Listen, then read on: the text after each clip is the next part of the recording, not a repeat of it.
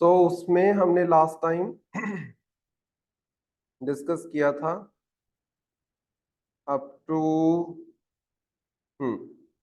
जो criminal law reforms हमें देखने को मिले हैं वहां तक हमने किया था कि भारतीय न्याय संहिता बिल आया है 2023 में, भारतीय नागरिक सुरक्षा संहिता बिल आया 2023 का, एंड भारतीय साक्ष्य बिल आया है 2023 का, जिन्होंने क्या किया है, Indian penal code, then CrPC and Indian evidence act को रिप्लेस किया है। इसको हमने डिस्कस किया था।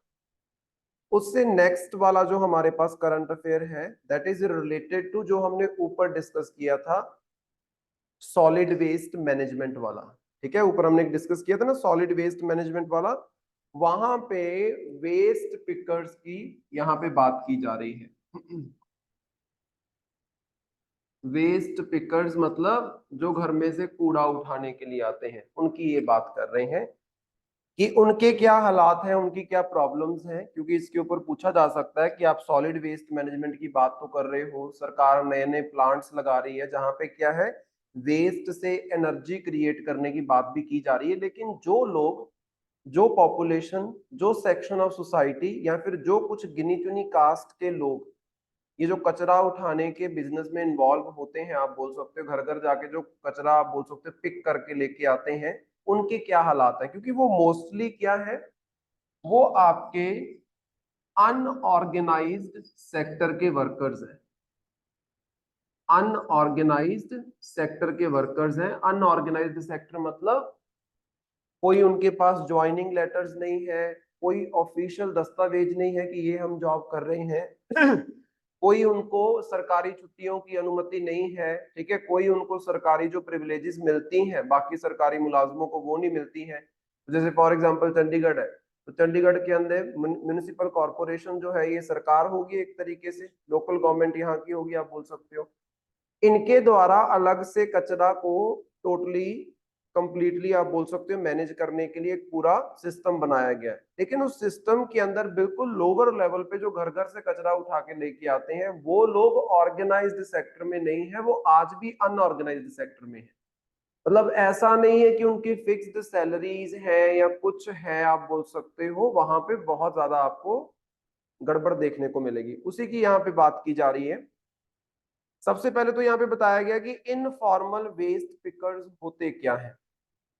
So informal waste pickers are marginalized workers who play a crucial role in waste management by collecting, sorting and trading recyclable materials। तो ये सारे वो लोग हैं जो सॉलिड वेस्ट को उठाते हैं, उसको सॉर्ट करते हैं, प्लास्टिक वाले को अलग कर दिया, ऑर्गेनिक वाले को अलग कर दिया, ये सारा काम करते हैं, आप बोल सकते हो। और ये मार्जिनलाइज्ड है। मार्जिनलाइज्ड मतलब क्या है, जिनको साइड लाइन कर दिया गया है, बाकी वर्कर्स जैसा रिस्पेक्ट या स्टेटस समाज के अंदर इन लोगों को नहीं मिलता है, आप बोल सकते हो। ये ऐसी जॉब है जिसको लोग मजबूरी में करना पसंद करेंगे, अदरवाइज कोई भी इस जॉब को करना पसंद नहीं करेगा, आप बोल सकते हो। इन जॉब्स के लिए क्या एग्जामिनेशंस होते हैं, अदरवाइज क्लर्क लगना है तो क्लर्क के लिए भी आपके पास एग्जाम होता है ना, हाई कोर्ट का क्लर्क लगना है या कुछ होना है। इन जॉब्स के लिए क्या कोई एग्जाम्स होते हैं? नहीं। यहाँ पे तो वो लोग जाते हैं जिनको और कुछ नहीं मिलता, आप बोल सकते हो, और वो भी खास तौर पे मार्जिनलाइज्ड सेक्शन ऑफ सोसाइटी, कुछ गिनी चुनी कास्ट के लोग हैं। आप कभी भी देखना, वैसे ऐसा पूछना नहीं चाहिए बट कभी कंफर्म करके देखना, जो लोग ये कचरा उठाने के लिए आते हैं वो हमेशा किसी ना किसी निचली जाति से बिलोंग करते होंगे। ऐसी जाति जिसको हमारे समाज में या तो शूद्र में रखा जाता है या फिर बोला जाता है दलित जाति के लोग।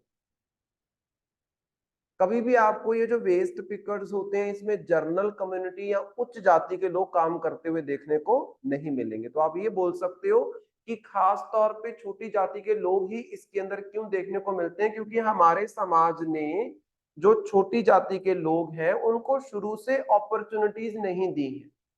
अच्छी एजुकेशन की अपॉर्चुनिटीज नहीं है, राइट, अच्छी हेल्थ की अपॉर्चुनिटीज नहीं है, अच्छी सोशल वेलफेयर की अपॉर्चुनिटीज नहीं है, जिसकी वजह से मजबूरन उनको ये काम करना पड़ता है, आप ये बोल सकते हो।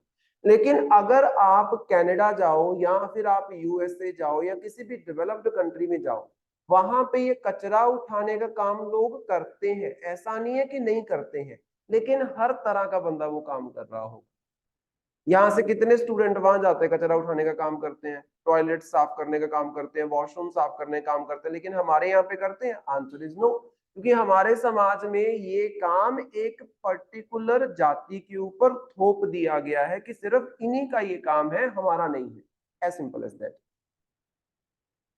Then often facing systematic marginalization and exclusion, they operate outside formal waste management system। मैंने बताया ना कि चंडीगढ़ जो म्युनिसिपल कॉरपोरेशन है, इनका एक पूरा सिस्टम बना हुआ है, एक सरकारी सिस्टम वेस्ट को मैनेज करने का, लेकिन ये जो आगे रखते हैं ये ठेके पे रखे जाते हैं, आप बोल सकते हो।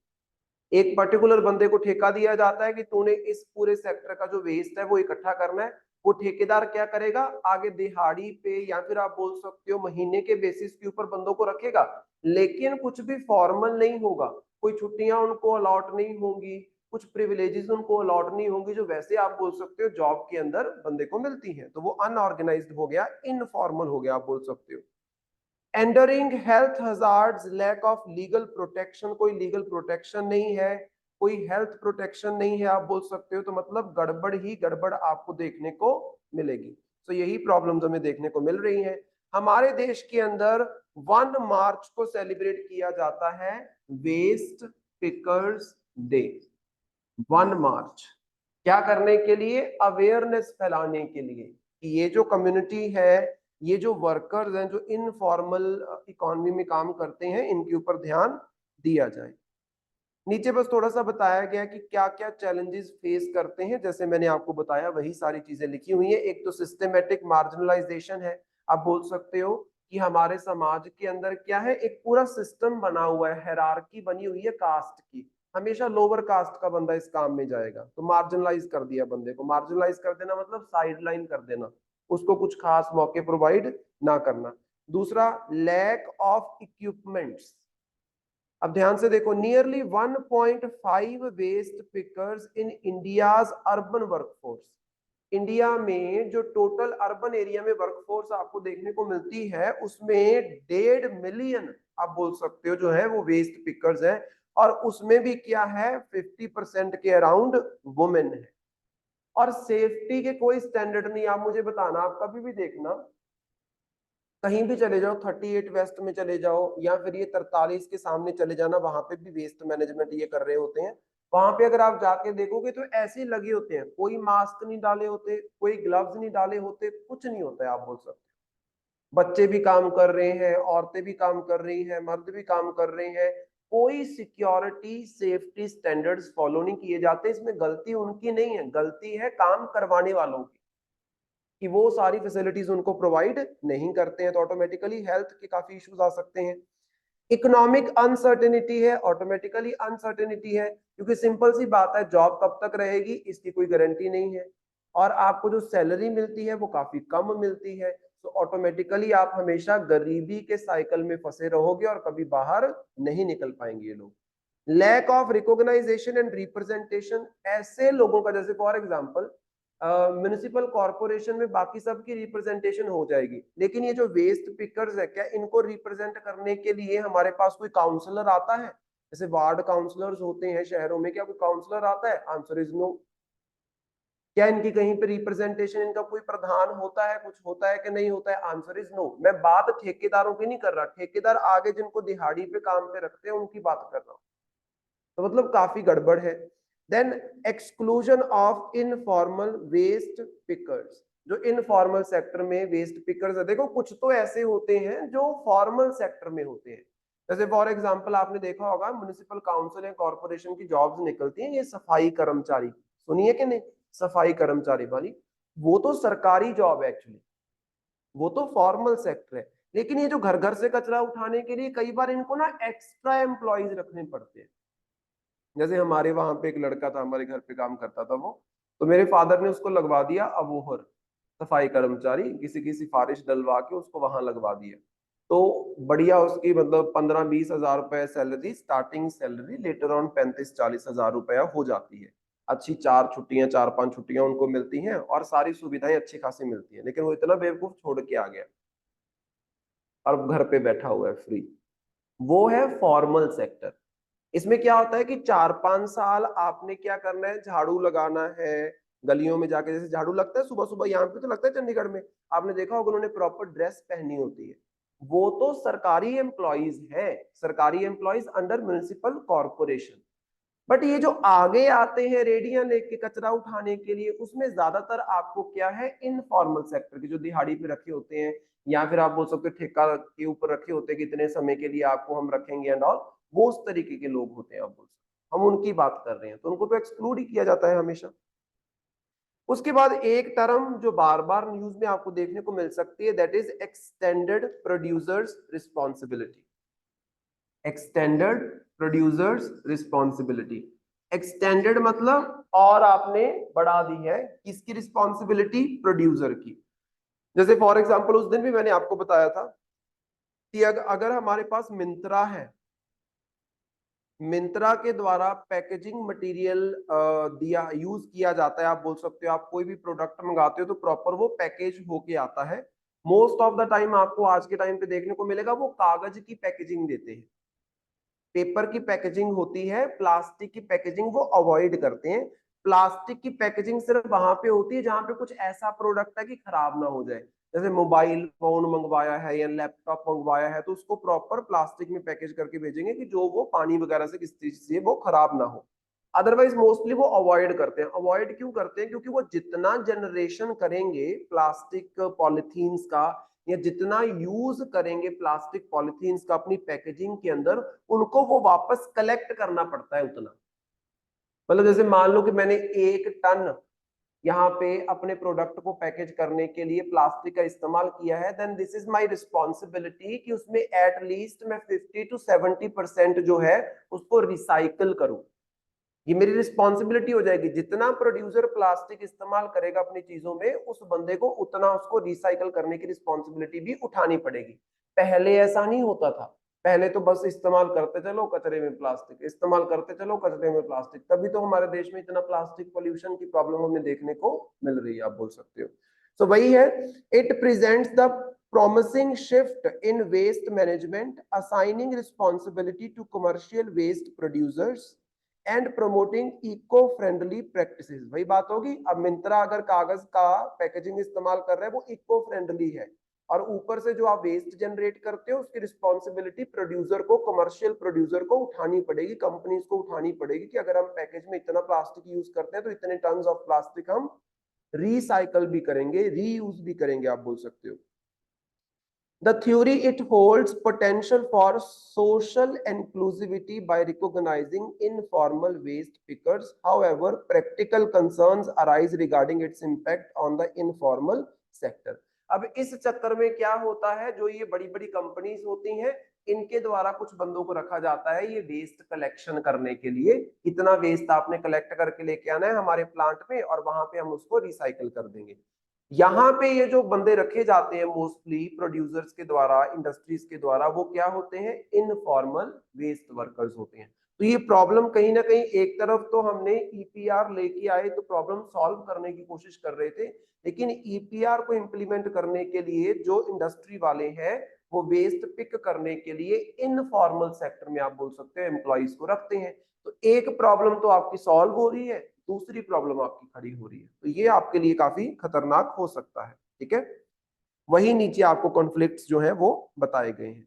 तो यही था, हमने ऊपर भी डिस्कस किया था, अगर आपको याद हो उस दिन भी हमने वेस्ट मैनेजमेंट के बारे में डिस्कस किया था, दैट इज ऑल्सो इंपॉर्टेंट, उसको पढ़ लेना है। उसके साथ रिलेट करके ही इसको आपने पढ़ना है, तो फिर आपके ये पूरा प्रॉपर कवर हो जाएगा। ठीक है, फिर उसके बाद एक छोटा सा करंट अफेयर हमारे पास चल रहा था, दैट इज वैदिक क्लॉक, अबाउट द वैदिक क्लॉक।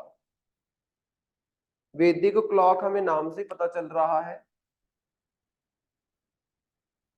जब आप एंशियंट हिस्ट्री को पढ़ते हो, आप लोगों ने पढ़ रखा है, तो आपने बहुत सारे डॉक्यूमेंट्स के बारे में पढ़ा होगा। हमारे वैदिक काल में जो मोटा मोटा अगर हम देखें तो 1500 बीसी से लेके 600 बीसी तक चलता है। उससे पहले भी है, उससे बाद भी है, लेकिन मोटा मोटा यही एज जो है एंशियंट हिस्ट्री में हम मानते हैं। आपने ऋग्वेद के बारे में, यजुर्वेद के बारे में, इन 4 वेदों के बारे में पढ़ा होगा, उनके ब्राह्मणास के बारे में पढ़ा होगा, आर्यांकास के बारे में सुना होगा, उपनिषद के बारे में सुना होगा, देन स्मृतिज के बारे में सुना होगा, वेदांतास के बारे में सुना होगा, बहुत सारा एपिक्स के बारे में सुना होगा। बहुत बड़ा वैदिक लिटरेचर है। उसमें कई कई ऐसी बुक्स हैं जो साइंस की बात करती हैं, एस्ट्रोनॉमी की बात करती हैं। जैसे फॉर एग्जांपल एक हमारे पास बुक है जिसका नाम है सूर्य सिद्धांत।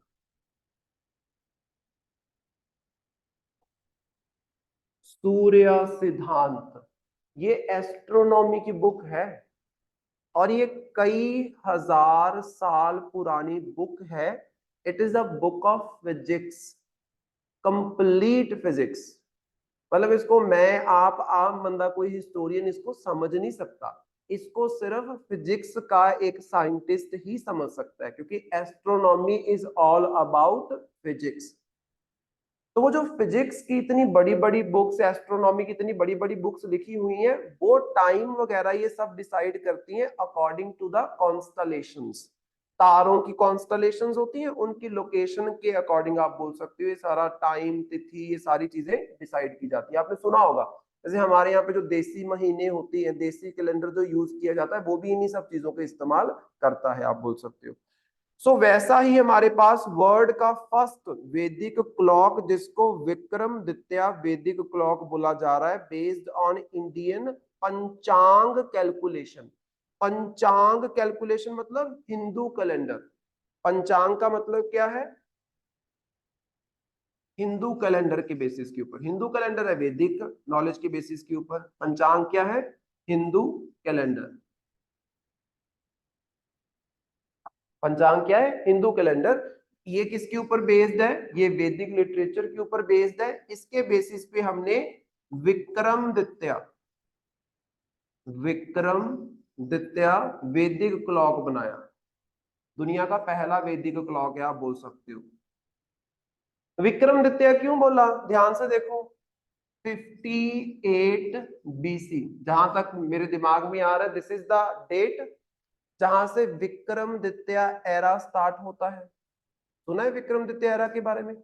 विक्रमदित्य एरा जिसमें बोला जाता है कि मध्य प्रदेश के उज्जैन के आसपास, आप बोल सकते हो उस टाइम के, वहां पे एक राजा हुआ करते थे। उनके द्वारा बाहर से आए हुए शाकाज को, शाकाज का इन्वेड हुआ था हमारे देश में, आप लोगों ने पढ़ा होगा, उनको हराया था। उस बंदे का नाम था विक्रमदित्य। उज्जैन के आसपास के ये राजा थे, आप बोल सकते हो। और तब से आप बोल सकते हो विक्रमदित्य एरा स्टार्ट हो जाता है। तो ये ऐसे चलता है 58 बीसी से जीरो, और जीरो से आज हम हैं 2024 एडी में। हमारा 2024 कहां से स्टार्ट हुआ? 1 2 3 जीरो के बाद 2024। 2024 में प्लस कर दो ये पिछले वाले 58 ईयर्स, कितना हो जाएगा? 2082। अकॉर्डिंग टू विक्रमदित्य एरा हम कौन से ईयर में चल रहे हैं? 2082 में। According to Georgian calendar, Georgian मतलब Christian calendar, Christian calendar start होता है जीरो से। जीरो मतलब जब जीसस क्राइस्ट का बर्थ हुआ है, उसके अकॉर्डिंग तो हम 2024 में चल रहे हैं। लेकिन अकॉर्डिंग टू विक्रमदित्य एरा वो स्टार्ट होता है 58 बीसी से, मतलब जीरो से 58 ईयर्स पहले। तो ऑटोमेटिकली यहाँ पे 1 होगा, 2 3 4, तो ये 58 प्लस हो जाएगा। तो अकॉर्डिंग टू दिस हम कौन से ईयर में चल रहे हैं? 2082 में। और पंचांग कैलेंडर इसी को फॉलो करता है। अकॉर्डिंग टू, आपने सुना हो गया शाक्य कैलेंडर, सुने? हाँ, और क्या, हर जगह फॉलो होता है, हमारी सरकार भी यही फॉलो करती है। नॉर्मल जो जनता है वो इसको फॉलो नहीं करती है, लेकिन गवर्नमेंट ऑफ इंडिया इसी को फॉलो करती है, क्योंकि ये हमारे वैदिक लिटरेचर के ऊपर बेस्ड है, हमारी हिस्ट्री के ऊपर बेस्ड है। हम लोग जॉर्जियन कैलेंडर को इसलिए यूज करते हैं जो कि हम इंटरनेशनली लोगों के साथ रिलेट कर सकें। कभी भी देखना सरकार कौन सा कैलेंडर यूज करती है? शाक्य कैलेंडर, शाक्य एरा, वो यही तो है।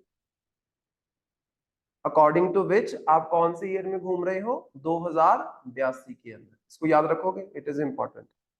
सो ये चीज हमारे पास रहती है, इट इज इंपॉर्टेंट। तो यहाँ पे क्या किया गया है, ये वैदिक क्लॉक जो है ये टाइम कीपिंग डिवाइस है। मतलब आपको बताएगा कि किस तरीके से पंचांग कैलेंडर के अकॉर्डिंग टाइम आगे पीछे जा रहा है, कौन सा महीना आ रहा है, कौन सा महीना जा रहा है, डेट क्या है, डेट क्या नहीं है।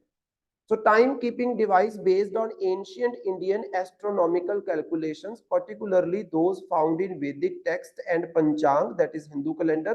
It incorporates traditional methods of time measurement and celestial observation to determine the accurate time, aligning with Hindu cosmology and astrology.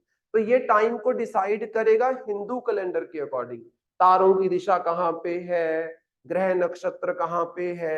जब आप अपनी कुंडली बनाते हो उसमें ये सारी चीजें बताई जाती हैं, वो किसके ऊपर बेस्ड होती है, वो वैदिक एस्ट्रोनॉमी के ऊपर बेस्ड होती है। कुंडली वगैरह जो बनाई जाती है बहुत सही चीज होती है, उसको याद रखना।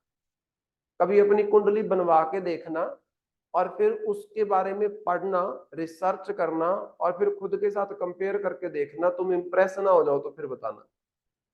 मैंने करके देखा है। तुम अगर हमारे एस्ट्रोनॉमिकल साइंस से इंप्रेस ना हो जाओ तो फिर मुझे बताना। मैं ये नहीं, जैसे कुंडली बनाई जाती है, कुंडली बनाई जाती है सब इन कैलकुलेशंस की बेसिस के ऊपर। आप अपनी कुंडली को देखोगे, कई पेजों की कुंडली होती है, उसमें जो भाषा लिखी होती है आपको खुद से समझ नहीं आएगी। आपको उसके बारे में पढ़ना पड़ेगा, रिसर्च करनी पड़ेगी, फिर आपको थोड़ी थोड़ी वो समझ आने लगेगी। ये एक बहुत बड़ी साइंस है जिसको इंडिया में भी फॉलो किया जाता है और यूरोप में फॉलो करते हैं in the form of horoscope. वहां पे भी होरोस्कोप्स होते हैं, ये सेम एस्ट्रोनॉमी वहां पे फॉलो की जाती है, सिर्फ इंडिया में नहीं की जाती, वहां पे भी की जाती है। So it is a different science. जिस तिथि को आपका जन्म हुआ है उस तिथि को ग्रह नक्षत्र, कौन सा कॉन्स्टलेशन कहाँ पे था, किधर था, कौन सा तारा, ये सारी चीजें उसमें बताई जाती है। इट इज वेरी इंपॉर्टेंट, मतलब अलग ही साइंस है। यहाँ पे हमारे पास एक आपने सुना होगा जंतर मंत्र करके। अगर जंतर मंत्र सुना है तो आई होप इसके बारे में पढ़ा भी होगा। जंतर मंत्र क्या है, ये एस्ट्रोनॉमिकल ऑब्जर्वेटरीज है जो महाराजा जय सिंह के द्वारा, जयपुर के बारे में सुना, जयपुर अंबर, अंबर का एम्पायर हुआ करता था जिसको बाद में जयपुर बोला गया, जहां से जोधा भाई बिलोंग करती थी, आप बोल सकते हो अकबर के टाइम पे आपने देखा होगा। उसके बाद एक राजा वहां पे आते हैं सवाई जय सिंह, या फिर उनको बोला जाता है महाराजा जय सिंह सेकंड। उनके द्वारा 5 जगहों पे एस्ट्रोनॉमिकल ऑब्जर्वेटरीज बनाई गई थी। जैसे आज नहीं हमारे जगह जगह पे टेलीस्कोप लगा के यूनिवर्स को ऑब्जर्व करने की कोशिश करते हैं, वैसे उस महाराजा ने 5 ऑब्जर्वेटरीज बनाई थी, आप बोल सकते हो, जहां पे रिसर्चर्स बैठेंगे और पूरे एस्ट्रोनॉमी को ऑब्जर्व करेंगे। आज भी अगर आप जाओ दिल्ली में या जयपुर के अंदर अगर आप जाओ जंतर मंतर को विजिट करने, तो वहां पे बड़ी ही सारी चीजें, कि इंप्रेसिव चीज है। आपको एक रूम में बिठा देंगे, वहां पे ना पूरा 3D व्यू होगा पूरे के पूरे यूनिवर्स का। आप ऐसे चेयर्स पे बैठे होगे ऐसे स्लाइडिंग में, सामने पूरा यूनिवर्स दिखाएंगे, आपको ऐसे लगेगा आप यूनिवर्स में चले गए। 3D व्यू होता है, आप बोल सकते हो, पूरा वैसे लगता है। तो वो सब क्या है, एस्ट्रोनॉमिकल ऑब्जर्वेटरी में वो आपको एक्सपीरियंस दिया जाता है। इसका छोटा सा एक्सपीरियंस आपको इधर भी मिल जाएगा, जलंधर में भी अगर आप जाओगे ना, उधर भी साइंस सिटी, साइंस सिटी है ना, वहां पे हम एक बार लेके गए थे। वहां पे भी है, वहां पे इतना अच्छा नहीं है, लेकिन जंतर मंतर में ज्यादा रियलिस्टिक है, आप बोल सकते हो। यहाँ पे भी है साइंस सिटी जलंधर के अंदर भी आपको देखने को मिलेगा। तो सवाई महाराजा जय सिंह सेकंड ने 5 जगहों पे ये ऑब्जर्वेटरीज बनाई थी। It is important history perspective से भी। दिल्ली में, मथुरा में, वाराणसी में, जयपुर में एंड उज्जैन में।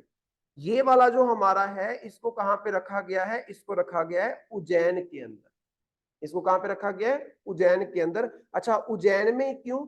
Ujjain is located at the precise point of interaction with the zero meridian and the Tropic of Cancer, आप बोल सकते हैं। जैसे अगर आप उज्जैन को देखोगे ना, तो उज्जैन आपका लोकेटेड है ट्रॉपिक ऑफ कैंसर के ऊपर। कहां पे लोकेटेड है, Tropic of Cancer. Tropic of Cancer कहां से निकलता है आपका, मध्य प्रदेश से भी निकलता है, और मध्य प्रदेश में आपको क्या देखने को मिलता है, उज्जैन। मध्य प्रदेश में क्या देखने को मिलता है, उज्जैन। ये ट्रॉपिक ऑफ कैंसर के ऊपर लोकेटेड है। मतलब एक प्रॉपर साइट है, और उज्जैन को माना जाता है centre point of the earth, not earth sorry, of India. अगर ये हमारा पूरे का पूरा इंडिया है, मान लो यहां से लेके यहां तक, जो उज्जैन है बिल्कुल सेंटर में पड़ता है। मतलब इधर गुजरात से लेके इधर अरुणाचल प्रदेश, गुजरात से अरुणाचल प्रदेश, ये ईस्टर्न मोस्ट स्टेट है हमारी, ये वेस्टर्न मोस्ट स्टेट है, बिल्कुल सेंटर पॉइंट जो हमारे इंडिया का बनता है वो है उज्जैन। हम जो ऑब्जर्व करते हैं हमारा इंडियन स्टैंडर्ड टाइम, मैंने आपको बताया था, दैट इज 82.5 डिग्री वाली लाइन, 82.5 डिग्री वाली लाइन, वो थोड़ी सी इस तरफ को है, वो बिल्कुल सेंटर में से नहीं निकलती, अगर आप ध्यान से देखोगे वो थोड़ी सी इस तरफ को है, उज्जैन से नहीं निकलती है वो।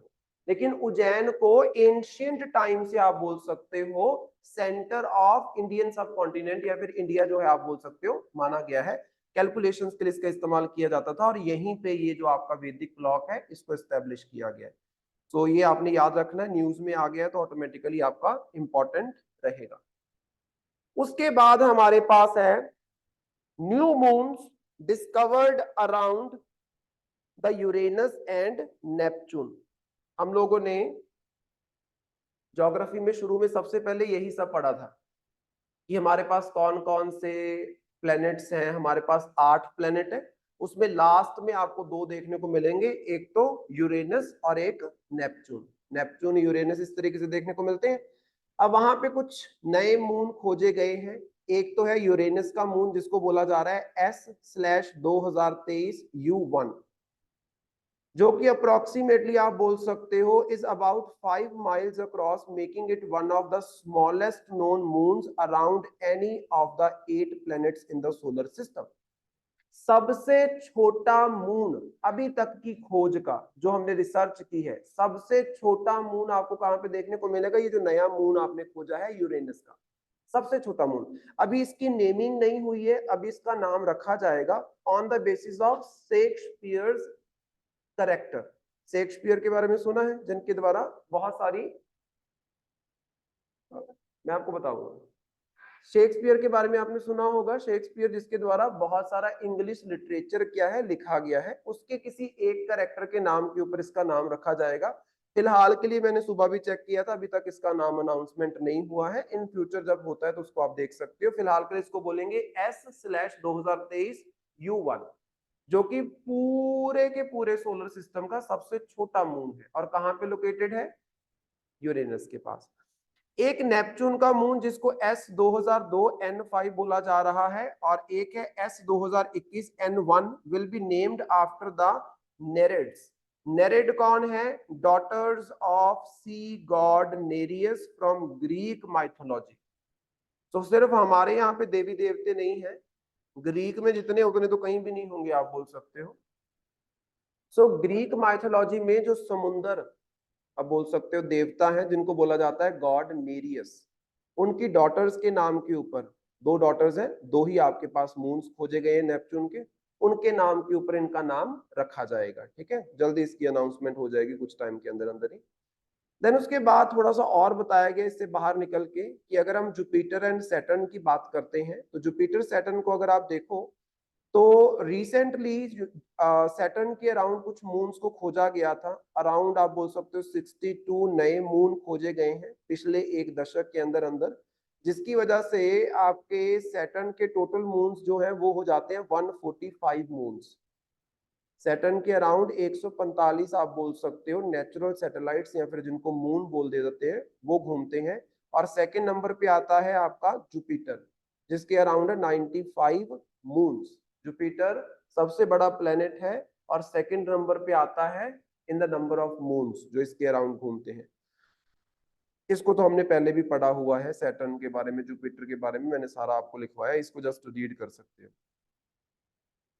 फिर एक और हमारे पास टॉपिक है about the benefits and challenges of genome India project. इसको समझना, जीनोम इंडिया प्रोजेक्ट काफी इंपॉर्टेंट हो सकता है, कई चैलेंजेस भी हैं, अच्छी बातें भी हैं, आप बोल सकते हो। जीनोम बोल दिया तो मतलब मैं जीन की बात कर रहा हूं, जीन्स। आपके जो जीन्स होते हैं ना वो आपके बारे में सारी इंफॉर्मेशन होल्ड करते हैं। आपको कौन कौन सी हेरिडिटरी डिसीजेस हो सकती हैं, समझ रहे हो, आपके आगे आने वाले बच्चों को क्या क्या हेरिडिटरी डिसीजेस हो सकती हैं, आपको किस एज में किस तरीके की प्रॉब्लम आने के चांसेस हो सकते हैं, आप कौन कौन सी बीमारियों को इजीली अपनी तरफ अट्रैक्ट कर सकते हो, ये सब आपका डीएनए या फिर आप बोल सकते हो उसका थोड़ा सा बड़ा कंपोनेंट जीन जो है वो आपको बता सकता है। तो उन जीन्स की स्टडी करने के लिए ऑल ओवर इंडिया अलग अलग लोग हैं, और आपने एक चीज सुनी होगी कि डीएनए सबका डिफरेंट डिफरेंट वेरिएशंस में होता है। आपको सिमिलैरिटीज होती हैं अपने पेरेंट्स के साथ, लेकिन डिफरेंट वेरिएशन में होता है, आप बोल सकते हो।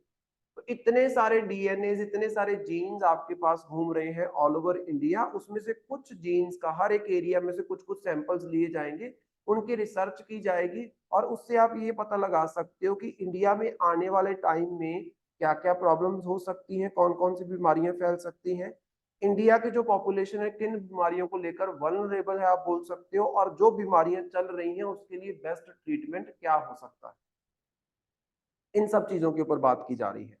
तो इसके लिए जिनोम इंडिया प्रोजेक्ट आया था, जिसकी यहाँ पे बेनिफिट्स एंड जिसके चैलेंजेस की बात हो रही है। So genome India project funded by department of biotechnology, department of biotechnology ministry of science के अंदर आता है, ministry of science has completed sequencing 10,000 Indian genomes creating a reference for Indian genetic diversity.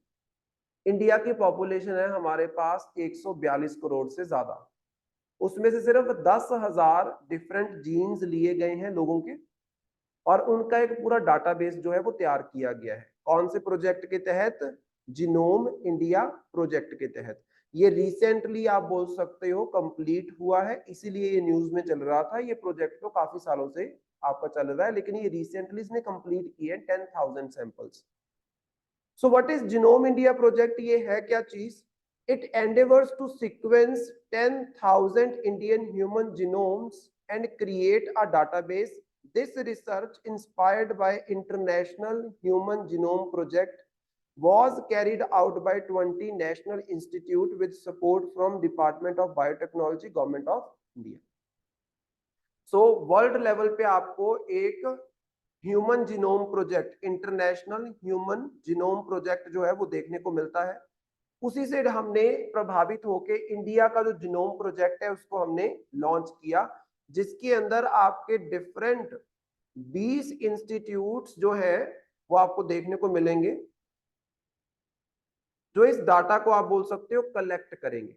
All over the India इस data को collect किया जाएगा और उसकी फिर सिक्वेंसिंग की जाएगी, right? That is very important.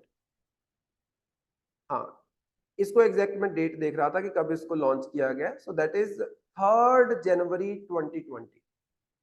3 जनवरी 2020 को जिनोम इंडिया जो प्रोजेक्ट है हमारे देश के अंदर लॉन्च किया गया, जिसके अंदर क्या है, department of biotechnology under ministry of science क्या करेगा, 20 डिफरेंट साइंटिफिक इंस्टीट्यूट्स को अलाउ करेगा 10,000 जीनोम्स के सैंपल्स इकट्ठा करने के लिए और उनको प्रॉपरली सीक्वेंस अरेंज करने के लिए। जीनोम होता क्या है? Genome is a genetic material, genes हैं आप बोल सकते हो, that provide instructions for the development, growth, functioning of all the living organism composed of DNA with a sequence of chemical bases and determines the organism's characteristics। बस ऐसा है, आप बोल सकते हो। डीएनए होता है, कुछ डीएनए मिलेंगे तो आपके पास जीन्स बनते हैं, कुछ जीन्स को हम क्या बोल देते हैं, जेनेटिक मटेरियल। ये जो जीन्स होते हैं ये आपके क्या करेक्टरिस्टिक्स होंगे, आपका नोज कैसा होगा, फेस कैसा होगा, ये सारी चीजें डिसाइड करते हैं। आपकी हाइट कितनी होगी, कितनी हाइट आपकी मैक्सिमम बढ़ सकती है, मोटापा या फिर माल न्यूट्रिशन, कुछ कुछ चीजें, ये सारी इंफॉर्मेशन जीन्स के अंदर स्टोर होती है, क्योंकि शुरू से बच्चा जिस तरीके से चलता है फिर वैसे ही वो रहता है, आप बोल सकते हो, समझ रहे हो? तो वो सारा डाटा आपके जीन्स के अंदर होता है, साइंटिफिक तरीके से आप इसको निकाल सकते हो, सारी इंफॉर्मेशन को इकट्ठा कर सकते हो, और यही करने के लिए इस प्रोजेक्ट को लॉन्च किया गया था। अब नीचे हमारे पास एक छोटा सा क्वेश्चन है, that is what is genome sequencing. Genome sequencing होती क्या है? So genome sequencing is a process of determining The complete DNA sequence of an organism's genome, it involves identifying the order of nucleotides. Nucleotides आपको DNA के अंदर देखने को मिलेंगे। 4 तरह के न्यूक्लियोटाइड्स आपके पास होते हैं, A T C ji. Nucleotides की अगर मैं बात करूं, आपने शायद पढ़ा भी होगा, 4 तरह के न्यूक्लियोटाइड आपको देखने को मिलेंगे, ए टी सी जी। ए मतलब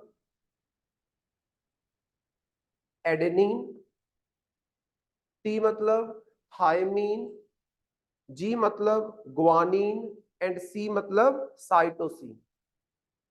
ए का मतलब होता है adenine, A D E N I N E, adenine. T का मतलब होता है thymine, T H Y M I N E, thymine. G का मतलब होता है guanine, G U A N I N E, guanine. और सी का मतलब होता है cytosine, C Y T O S I N E, cytosine. ये 4 होते हैं। इसमें एक्चुअली क्या होता है, ए का जो बॉन्ड है वो टी के साथ बनता होता है, सी का बॉन्ड बनता है आपके जी के साथ, ए टी सी जी। मैंने बायोटेक्नोलॉजी की है ना, वहां पे हमारे पास एक सब्जेक्ट होता था जेनेटिक्स, उसमें ये ए टी सी जी ने ऐसे जान ले रखी थी हमारी पूरी की पूरी कि कहाँ पे कौन सा होता है। इस तरीके से ना बॉन्ड बनते हैं विद इन द डीएनए। ये होते हैं छोटे छोटे न्यूक्लियोटाइड्स, जिनसे मिलके आप बोल सकते हो, जिनके बॉन्ड के मिलके आपका डीएनए बनता है, फिर डीएनए से आपका जीन बनता है। इस तरीके से छोटी छोटी चीजें होती हैं, आप बोल सकते हो। सो जीनोम सीक्वेंसिंग का मतलब होता है ये फाइंड आउट करना कि आपके डीएनए के अंदर जो न्यूक्लियोटाइड प्रेजेंट है उनकी बॉन्डिंग किस तरीके से है, सीक्वेंस क्या है, ए टी टी या ए सी टी जी। इस तरीके से अलग अलग आप बोल सकते हो सीक्वेंस बनते हैं, बॉन्ड्स बनते हैं, उसको फाइंड आउट करना। क्योंकि वो जो बॉन्ड्स होते हैं वही आपको सारी इंफॉर्मेशन देते हैं कि आपका डीएनए किस क्वालिटी का है, क्या प्रॉब्लम्स आ सकती हैं, वो सारी बातें आप बोल सकते हैं। इंपॉर्टेंस इज इंपॉर्टेंट, क्योंकि उसी के ऊपर आपको पूछा जाएगा, अदरवाइज साइंटिफिक चीजें तो कोई भी नहीं पूछेगा। So importance of human genome sequencing as a scientific breakthrough. Number 1, advancing genetics. सबसे पहली बात है कि हमारे देश में जो जितने भी लोग बैठे हुए हैं उनके जीन्स कैसे हैं, किस क्वालिटी के हैं, किस सभ्यता को बिलोंग करते हैं, ये सारी चीजें जो है आपके जीन्स ही आपको बता सकते हैं। जैसे फॉर एग्जांपल रिसेंटली ना एक न्यूज चल रही थी, राखीगढ़ी में रिसर्च हुई थी, मैंने उस दिन एक पेपर शेयर किया था आपको। राखीगढ़ी में रिसर्च हुई थी, वहां पे एक फीमेल का डीएनए मिला और उससे ये पता किया गया, उससे ये समझ आया कि ये जो फीमेल है ये जो है ये यहीं से बिलोंग करती है। और इसका जो डीएनए है उसके अंदर कुछ कंपोनेंट तो आपको साउथ एशियन डीएनए के देखने को मिलते हैं, कुछ कंपोनेंट्स आपको देखने को मिलते हैं साउथ ईस्ट एशिया के डीएनए, जिससे ये अंदाजा लगाया कि वो जो वुमेन है उसकी रेस कहीं ना कहीं एशियन या फिर आप बोल सकते हो साउथ ईस्ट एशियन रेस से वो बिलोंग करती है। तो डीएनए आपको यहां तक बता सकता है कि आप कौन सी रेस से बिलोंग करते हो, समझ रहे हो वो सारी चीजें। वो होता है सीक्वेंसिंग में पता करना, डिटरमिन करना, नंबर 1, कि आपके पास किस तरीके से ये, जैसे ऐसे होता है, मैं आपको बताता हूँ, ये ना ऐसे बॉन्ड्स होते हैं, ए टी टी ए सी जी सी, ऐसे इनके बॉन्ड बने होते हैं, इसका टी के साथ, इसका ए के साथ, इसका ए के साथ, इसका टी के साथ, इसका जी के साथ, इसका सी के साथ, इसका जी के साथ। ये हर एक बंदे में अलग अलग तरीके से होता है। हर एक बंदे में न्यूक्लियोटाइड का जो सीक्वेंस होता है ना वो अलग अलग तरीके का होता है, और ये सीक्वेंस ही बताएगा आपका डीएनए की क्वालिटी क्या है, डीएनए के फंक्शंस क्या होंगे, डीएनए के कैरेक्टरिस्टिक्स क्या होंगे। चेंज करना है तो वो कटिंग होती है, फिर आप बोल सकते हो न्यूक्लियोटाइड्स की कटिंग होती है, जो साथ में आपको बताया गया ना, ये जीनोमिक सीक्वेंसिंग करके बताया गया है, उसमें देखो कटिंग बताई गई है, बीच में कैंची बनाई हुई है, वो होता है सीजरिंग करना, इसके कट करके करेक्शंस करना, या फिर आप बोल सकते हो कट करके कुछ नया जीन ऐड करना उसमें और कुछ नई क्वालिटी बनाना। प्लांट्स में भी तो ऐसे ही होता है, प्लांट्स के अंदर जैसे आप हाइब्रिड क्वालिटीज बनाते हो तो वो यही सारी चीज होती है, आप बोल सकते हो, ठीक है। तो नंबर 1 तो ये है कि जेनेटिक्स में एडवांसिंग हो जाएगी, मतलब हमारे पास हमारे इंडियन जीन का एक कॉम्प्रिहेंसिव मैप जो है, कॉम्प्रिहेंसिव इंफॉर्मेशन जो है वो इकट्ठी हो जाएगी। नंबर 2, आप डिसीजेस की अंडरस्टैंडिंग बेटर कर सकते हो, मतलब आप समझ सकते हो कि हमारे ऊपर कौन सी डिसीज का कितना प्रभाव पड़ने वाला है। जैसे नीचे एग्जांपल्स दी गई हैं सिकल सेल इनीमिया की, या फिर एग्जांपल दी गई ऊपर पेंडेमिक कोविड-19 की आप बोल सकते हो। देन डिक्रीजिंग डिसीज बर्डन, अगर आपको ये पता है कि कौन सी डिसीज को आप वल्नरेबल हो, तो पहले से ही आप अपनी कम्युनिटी को वो वाली सारी वैक्सीन वगैरह प्रोवाइड कर सकते हो जो कि आपको वो डिसीज ना हो, आप बोल सकते हो।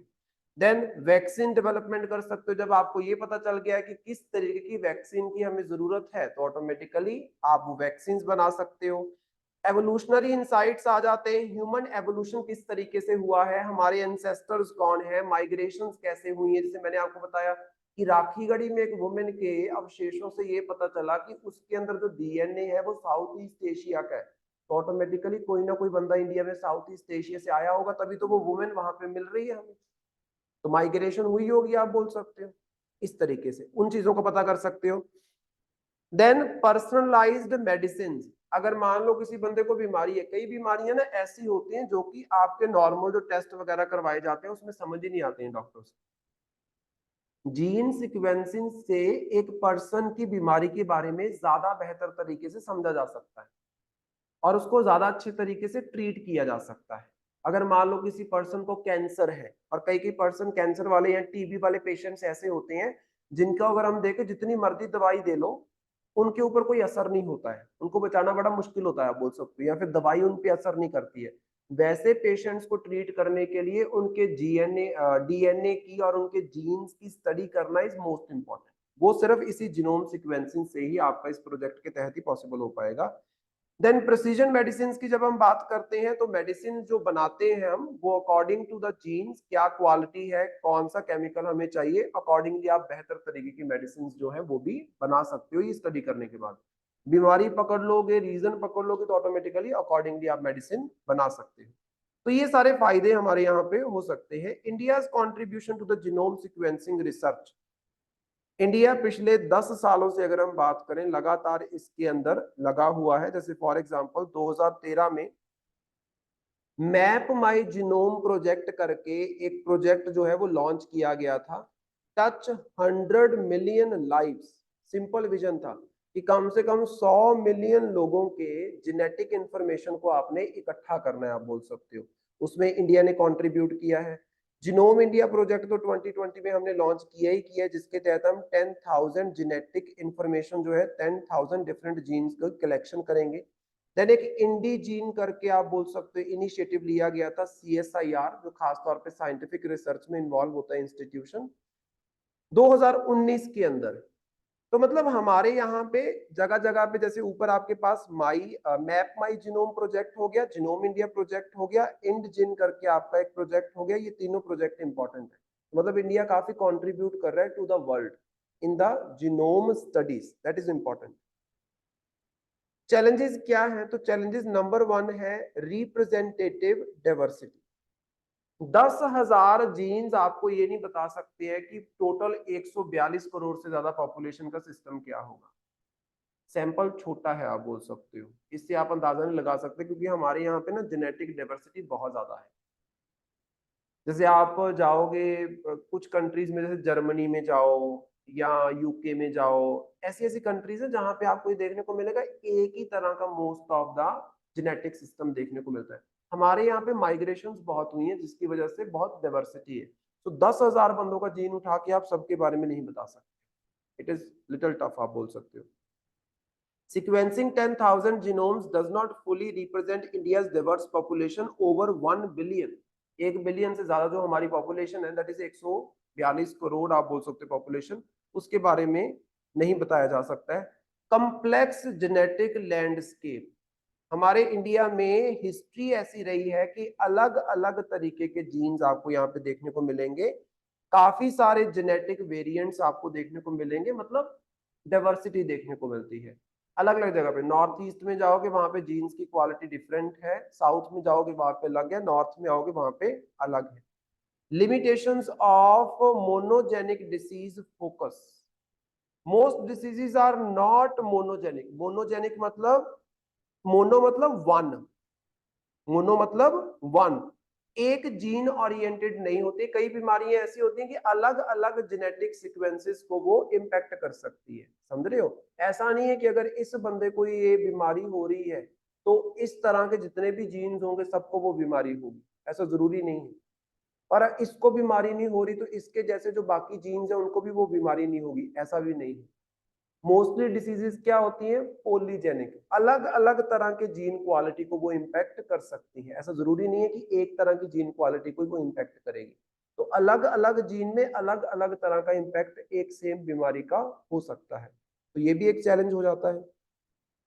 अफोर्डेबिलिटी ऑफ द ट्रीटमेंट काफी महंगा होता है, ऑटोमेटिकली आप खुद सोच के देखो, अभी इंडिया इसमें तरक्की कर रहा है और ऐसा ट्रीटमेंट मान लो आप अपना जीनोम सीक्वेंसिंग पता करवाना चाहते हो तो ये काफी महंगा पड़ता है, तो आम बंदा तो इसको कभी करवा नहीं पाएगा। यहाँ पे तो आम बंदे मेडिसिन नहीं खरीद पाते, आप बोल सकते हो इतने बुरे हालात है।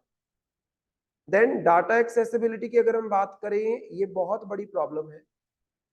अगर आप ये डाटा इजीली अवेलेबल कर दोगे और एनिमी कंट्री के हाथ में डाटा लग जाता है तो समझ लो आपकी पूरी पॉपुलेशन तबाह। इस डाटा को आप इजीली एक्सेसिबल नहीं कर सकते हो, डाटा प्रोटेक्शन का मुद्दा भी यहाँ पे आ जाता है, that is also important. So ensuring wide spread access to the project finding beyond academia is significant challenge. आप इस डाटा को इजीली अवेलेबल कर नहीं सकते और जब तक ये इजीली अवेलेबल नहीं होगा ऑटोमेटिकली इसका यूटिलाइजेशन प्रॉपरली नहीं हो पाएगा, रिसर्च प्रॉपर नहीं हो पाएगी। एथनिक कंसर्न्स भी आप बोल सकते हो, जैसे फॉर एग्जांपल किसी बंदे का जीन सैंपल आपने लिया और उसके बारे में 10 अच्छी बातें और 10 बुरी बातें बता दी, तो वो कहीं ना कहीं उसकी लाइफ को इम्पैक्ट कर सकता है, पॉजिटिवली भी और नेगेटिवली भी। आप बोल, जैसे फॉर एग्जांपल मैं आपको बता दूं कि भाई 10 साल के बाद जाके आपको कोई ना कोई आपकी जो बॉडी का पार्ट है वो वर्क करना बंद कर देगा, आप अपाहिज हो जाओगे, तो कैसा लगेगा। That is not ethically correct, आप बोल सकते हो, समझ रहे हो ये चीज।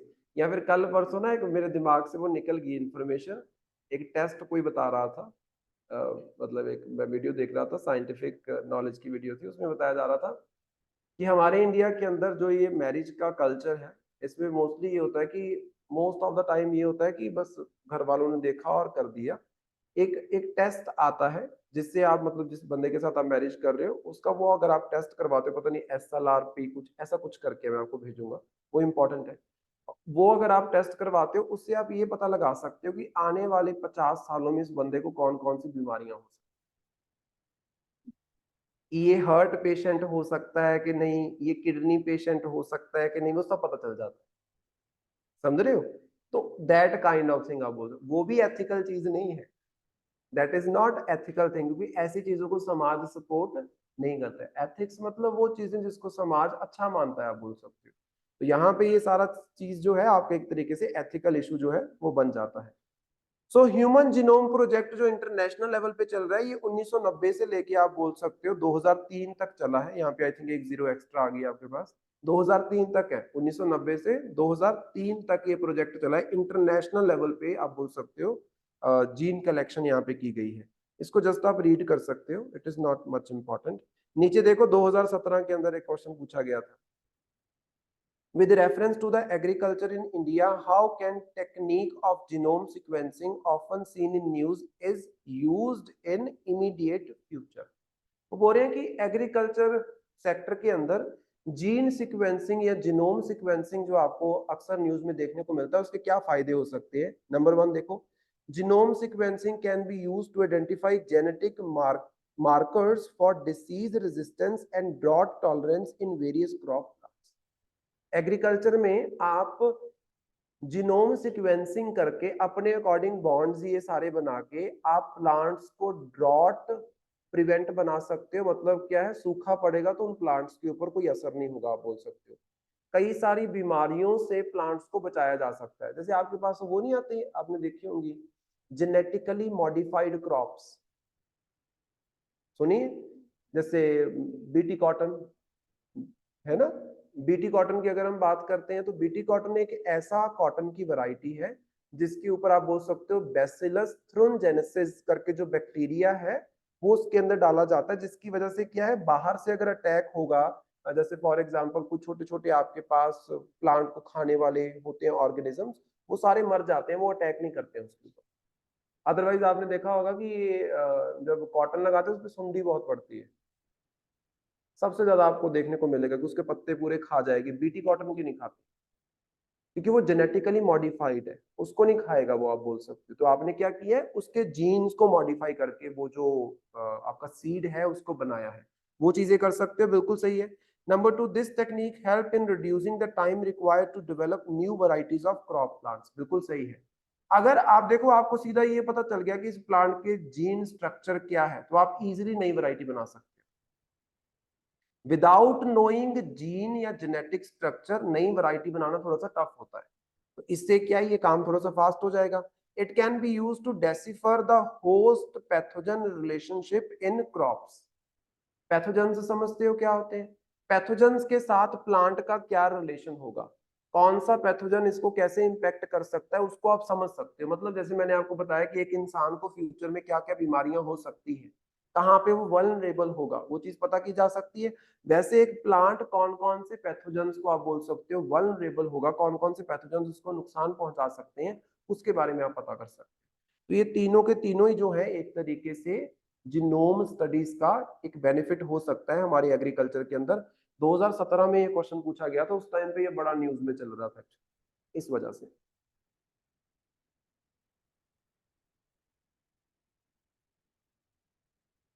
फिर हमारे पास एक टेम्पल बिल जो है वो काफी न्यूज में चल रहा था, that is Karnataka legislative assembly के द्वारा Karnataka Hindu religious institutions and charitable endowment amendment bill 2024 पास किया गया।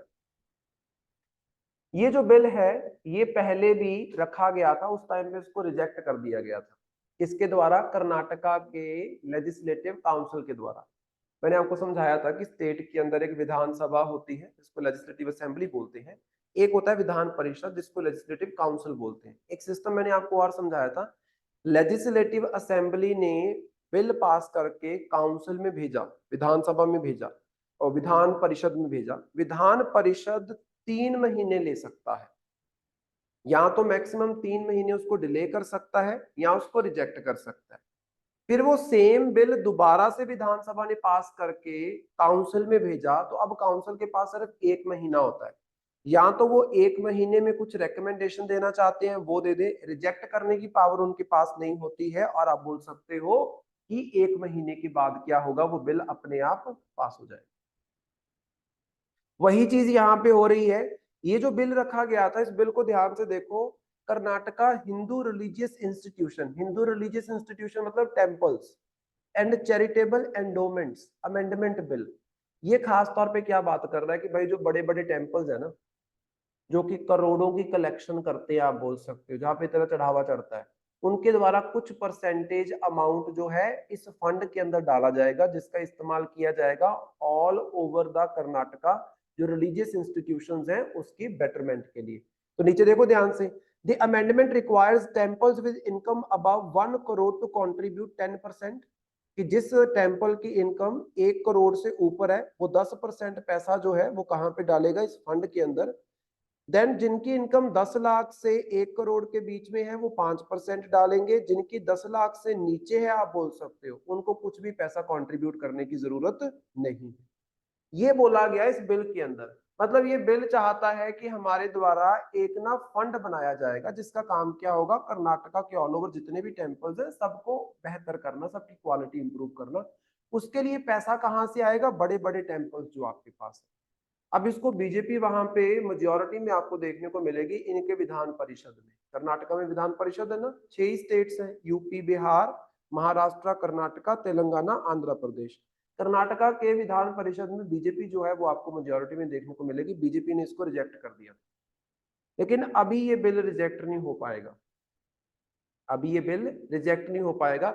इससे पहले भी इनका एक बार मुद्दा हुआ था, ऐसा ही कुछ बिल ये पास कर रहे थे, उस टाइम पे हमारे प्रेसिडेंट थे रामनाथ कोविंद।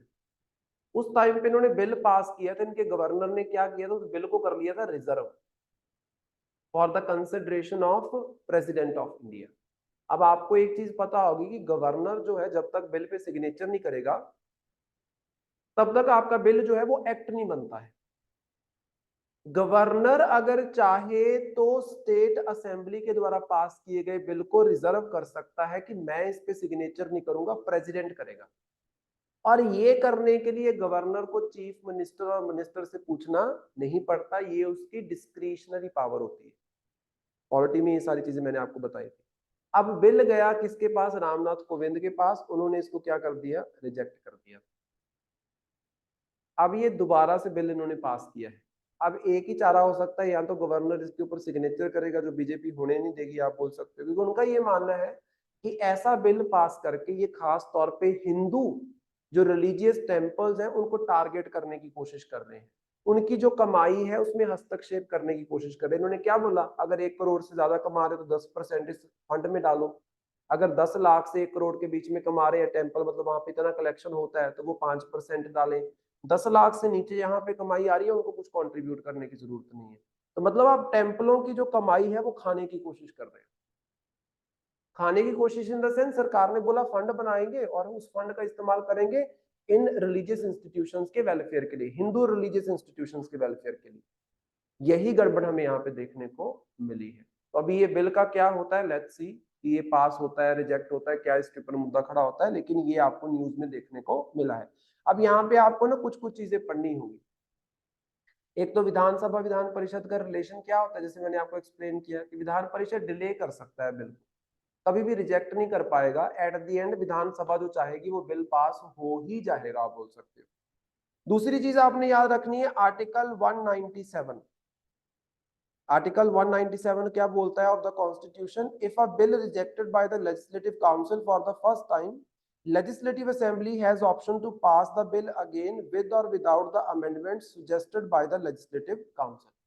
विधानसभा बिल लेके आई और विधान परिषद ने रिजेक्ट कर दिया पहली बार जब बिल आया है, दूसरी बार फिर से सेम बिल विधानसभा लेके आ सकती है, और इस बार आपका विधान परिषद उसको रिजेक्ट नहीं कर सकता। सिर्फ 1 महीने का टाइम होता है, यहाँ तो पास कर दें या सुजेशंस दे दें। अगर मान ले विधानसभा तो ठीक है, नहीं तो जैसे ही 1 महीना पूरा होगा वो बिल पास हो जाएगा। तो मतलब अल्टीमेटली मुद्दा ये हुआ कि विधान परिषद विधानसभा के बिल को पास होने से रोक नहीं सकता, सिर्फ डिले कर सकता है। सिर्फ और सिर्फ क्या कर सकता है? डिले कर सकता है। तो एक तो ये आर्टिकल आपने याद रखना है, आर्टिकल 197। एक आर्टिकल और हमारे पास है टेम्पल रेगुलेशंस को लेकर, that is article 25 clause second. Article 25 बात करता है फंडामेंटल राइट की, right to freedom of religion. इसमें बोला जाता है कि आप किसी भी धर्म को मान सकते हो, उसकी प्रैक्टिसेस को फॉलो कर सकते हो, ये सारी बातें मैंने आपको करवाई थी, ये इसमें बोला जाता है आर्टिकल 25 के अंदर। क्लॉज 2 क्या बोलता है? Article 25 clause 2 of the constitution allows states to enact laws for regulating the secular activities of religious places and for social welfare, reforms or opening of Hindu religious institution to all sections of Hindus। Article 25 clause 2 बोलता है कि state जो सरकार है, सरकार के पास पूरा पूरा अधिकार रहता है मैनेज करने का इन इंस्टीट्यूशंस को। क्योंकि हमारे देश में ना एक बड़ी प्रॉब्लम चलती है कि छोटी जाति के लिए एक टाइम पे हमारे यहाँ पे ये होता था, टेम्पलों में उनकी एंट्री नहीं होती थी। तो टेम्पल एंट्री मूवमेंट्स आपने हिस्ट्री के अंदर सुनी होगी। वो टेम्पल एंट्री मूवमेंट्स इसीलिए हो रही थी, क्यों? क्योंकि वहां पे छोटी जाति के लोगों को टेम्पल्स में जाने नहीं दिया जाता था। तो जब हमारे देश का संविधान लागू हुआ तो ऑटोमेटिकली हम इन चीजों को सपोर्ट नहीं करते हैं कि आप जाति के बेसिस के ऊपर किसी बंदे को टेम्पल में जाने से रोको। तो आर्टिकल 25 क्लॉज 2 बोलता है कि स्टेट सरकार अगर चाहे तो टेम्पल्स के ऊपर लॉ बना सकती है, ये पूरा पूरा अधिकार है। और ये इंश्योर कर सकती है कि टेम्पल में हर एक बंदे को एंट्री मिले और टेम्पल्स का इस्तेमाल अपने पाठ पूजा के लिए हर एक बंदा कर सके। ये आर्टिकल 25 क्लॉज 2 में बोला गया है। The management of religious endowments and institutions fall under the concurrent list। तीसरी बात ये याद रखना कि ये जितने भी रिलीजियस इंस्टीट्यूशंस को मैनेज करना और जितने भी एंडोमेंट्स होते हैं आपके रिलीजियस, इनको मैनेज करने की सारी रिस्पॉन्सिबिलिटी जो है ये कॉन्करेंट लिस्ट में आती है। कॉन्करेंट लिस्ट मतलब सेंटर भी कर सकता है, स्टेट भी कर सकती है, लेकिन अगर सेंटर स्टेट के बीच में कॉन्फ्लिक्ट होगा तो सेंटर की चलेगी। ये पूछा जा सकता है, यूपीएससी ऐसे क्वेश्चन पूछता है कि ये हमारे पास कुछ सब्जेक्ट्स हैं, कौन से लिस्ट के हैं। तो वहां पे आपने याद रखना है कि ये religious temples, endowments, religious institutions, ये कॉन्करेंट लिस्ट में आते हैं। तो तीन बातें होगी, एक तो आर्टिकल 197 हो गया, एक आर्टिकल 25 क्लॉज 2 हो गया, और एक हो गया कि ये जो रिलीजियस इंस्टीट्यूशंस हैं, एंडोमेंट्स हैं, ये कौन से लिस्ट में आते हैं, कॉन्करेंट लिस्ट में। दैट इज इंपॉर्टेंट, जो आप याद रखोगे। सो ये कुछ बातें हैं जो इसके बारे में आपने याद रखनी है, याद रहेंगी। बिल इतना इंपॉर्टेंट नहीं है, बिल में जो मुद्दा है वो इंपॉर्टेंट, उसके ऊपर आपके क्वेश्चन जो है वो पूछे जा सकते हैं, इट इज इंपॉर्टेंट। फिर हमारे पास एक रिकॉर्ड कायम किया गया by the NEFT, that is national electronic fund transfer. Online जो पेमेंट्स नहीं ट्रांसफर की जाती हैं, नीचे आपको ना एक फोटो लगा के दी गई, उस फोटो को देखो ध्यान से। 3 तरीके से फंड ट्रांसफर्स आपको देखने को मिलेंगे। एक तो NEFT के तहत होता है, एक RTGS के तहत होता है, एक IMPS के तहत होता है। ये 3 तरीके हैं ऑनलाइन फंड ट्रांसफर की। इसमें देखो, NEFT में मिनिमम वैल्यू आप कितनी ट्रांसफर कर सकते हो, 1 रुपया। मतलब कम से कम ट्रांसफर करना हो, जैसे गूगल पे नहीं हम कर देते हैं 1 रुपया, that kind of thing. RTGS में कम से कम 2 लाख करना पड़ेगा, मतलब 2 लाख से कम रुपया आप RTGS का इस्तेमाल करके ट्रांसफर कर ही नहीं सकते। 2 लाख या 2 लाख से ऊपर का ही होगा, सिंपल। और IMPS में भी आपको 1 रुपए तक मिल सकता है। देन हमारे पास आता है पेमेंट ऑप्शंस। जो आपका NEFT है ये ऑनलाइन भी हो जाता है, ऑफलाइन भी हो जाता है। RTGS जो है ये भी ऑनलाइन ऑफलाइन हो जाता है, लेकिन IMPS जो है ये खास तौर पे ऑनलाइन प्रोसीजर के लिए ही इस्तेमाल किया जाता है। मैक्सिमम लिमिट की अगर हम बात करें, NEFT एंड RTGS के ऊपर कोई मैक्सिमम लिमिट नहीं है, चाहे करोड़ों रुपए ट्रांसफर करो, अरबों रुपए ट्रांसफर करो। लेकिन IMPS पे मैक्सिमम टू मैक्सिमम 2 लाख रुपए की लिमिट है, और ये सिर्फ आपको ऑनलाइन ट्रांजैक्शंस में देखने को मिलता है, ऑफलाइन दिखता ही नहीं है। देन सेटलमेंट की अगर हम बात करें, तो ये जो NEFT है, NEFT में आधा घंटा लगता है। जैसे फॉर एग्जांपल सामने वाले बंदे की तरफ से पेमेंट डन हो गई है, आधा घंटा लगेगा प्रोसेसिंग में, फिर सामने वाले बंदे को पेमेंट रिसीव हो। RTGS जो है ये रियल टाइम है, इधर क्लिक हुआ उधर शो हो जाएगी, समझ रहे हो, इधर क्लिक हुआ सामने वाले बंदे के पास शो हो जाएगी। आप कौन सा यूज करते हो, मुझे जरा सोच के बताओ, गूगल पे IMPS, समझ रहे हो, जो ऑनलाइन ट्रांजैक्शंस हम लोग यूज करते हैं ना, UPI के तहत जो ट्रांजैक्शंस की जाती हैं, वो ये वाला मेथड आपको देखना इज इंपॉर्टेंट। देन उसके बाद इनवर्ड ट्रांजैक्शन के चार्जेस क्या लगते हैं, तो नो चार्जेस NEFT में, RTGS में भी नो चार्जेस। IMPS में डिसाइड किया जा सकता है, जैसे रिसेंटली नहीं आ रहा था पेमेंट ट्रांसफर करने के ऊपर चार्जेस लगेंगे गूगल पे आ रहा था, न्यूज में चल रहा था कुछ टाइम पहले कि चार्जेस लगेंगे ट्रांसफर करने के ऊपर, वो वाली चीज जो हम बात करते हैं। कई बार क्या होता है कि आपने जैसे फॉर एग्जांपल अपने कार्ड में से ट्रांसफर करना है किसी को पैसा, कार्ड में से भी ट्रांसफर हो जाता है, जैसे आपका क्रेडिट कार्ड है, डेबिट कार्ड से तो आप करते हो गूगल पे, क्रेडिट कार्ड वगैरह जो होते हैं उससे भी आप ट्रांसफर कर सकते हो पैसा। अब उसके ऊपर कितने चार्जेस लगेंगे, कभी करके देखना, कभी भी आप क्रेडिट कार्ड से पैसा ट्रांसफर करोगे ना किसी को, उसके ऊपर चार्जेस लगते हैं कि 1000 के पीछे इतने रुपए, 5000 के पीछे इतने रुपए, ये लगते हैं चार्जेस। जब क्रेडिट कार्ड से पैसा निकालते हो, डेबिट कार्ड से निकालते हो तब नहीं लगता है। मतलब हमारे यहाँ पे जो डेबिट कार्ड है उसके ऊपर चार्जेस अभी नहीं लगते हैं पैसा निकालने के लिए, ऑनलाइन ट्रांसफर करने के लिए, लेकिन क्रेडिट कार्ड से निकालोगे तो वहां पे लगते हैं। तभी यहाँ पे लिखा हुआ है कि decided by the individual member bank या फिर PPI मतलब जो ऑनलाइन जो आपके ये क्रेडिट कार्ड हो गया, जितने भी ऑनलाइन ट्रांजेक्शन के आपके पास इंस्ट्रूमेंट्स होते हैं, टूल्स होते हैं, उनको बोला जाता है PPI। इसको याद रखना। सो रिकॉर्ड क्या कायम किया है, रिकॉर्ड कायम किया है कि national electronic fund transfer system processed are record 4.10 crore transaction, marking the highest number of transaction in a single day. एक दिन में हमारे देश में 4.10 करोड़ रुपीस का ट्रांजैक्शन हुआ है एक दिन में, जो अभी तक का सबसे हाईएस्ट ट्रांजैक्शन है बाय यूजिंग NEFT। NEFT की अगर हम बात करते हैं ना, ये 24 आवर्स बेसिस पे चलती है। जैसे मैं एक ऐप यूज करता हूँ, इनकी है वो ऐप पेज ऐप करके है, HDFC की ऐप है, उसके वर्किंग आवर्स हैं, वो रात को आई थिंक 10 बजे बंद हो जाती है और सुबह 9 बजे स्टार्ट होती है, ऐसा कुछ उसके वर्किंग आवर्स है। रात के टाइम पे वहां पे ट्रांजैक्शन करने की कोशिश करोगे तो होते नहीं है, वो क्या है, IMPS, जिसमें ट्रांजैक्शंस जो है वो रुक जाते हैं। मतलब उसका टाइम पीरियड होता है कि दिन दिन के टाइम पे होंगे, इतने से इतने घंटे के बीच में ट्रांजैक्शंस नहीं होंगे। लेकिन जो NEFT RTGS है, ये जब मर्जी करो। अब ध्यान से देखो, NEFT RTGS IMPS जो है, इसमें कोई ना कोई आपको अच्छी बात बुरी बात देखने को मिलती है। तभी तो हमारी सरकार लेके आई थी UPI।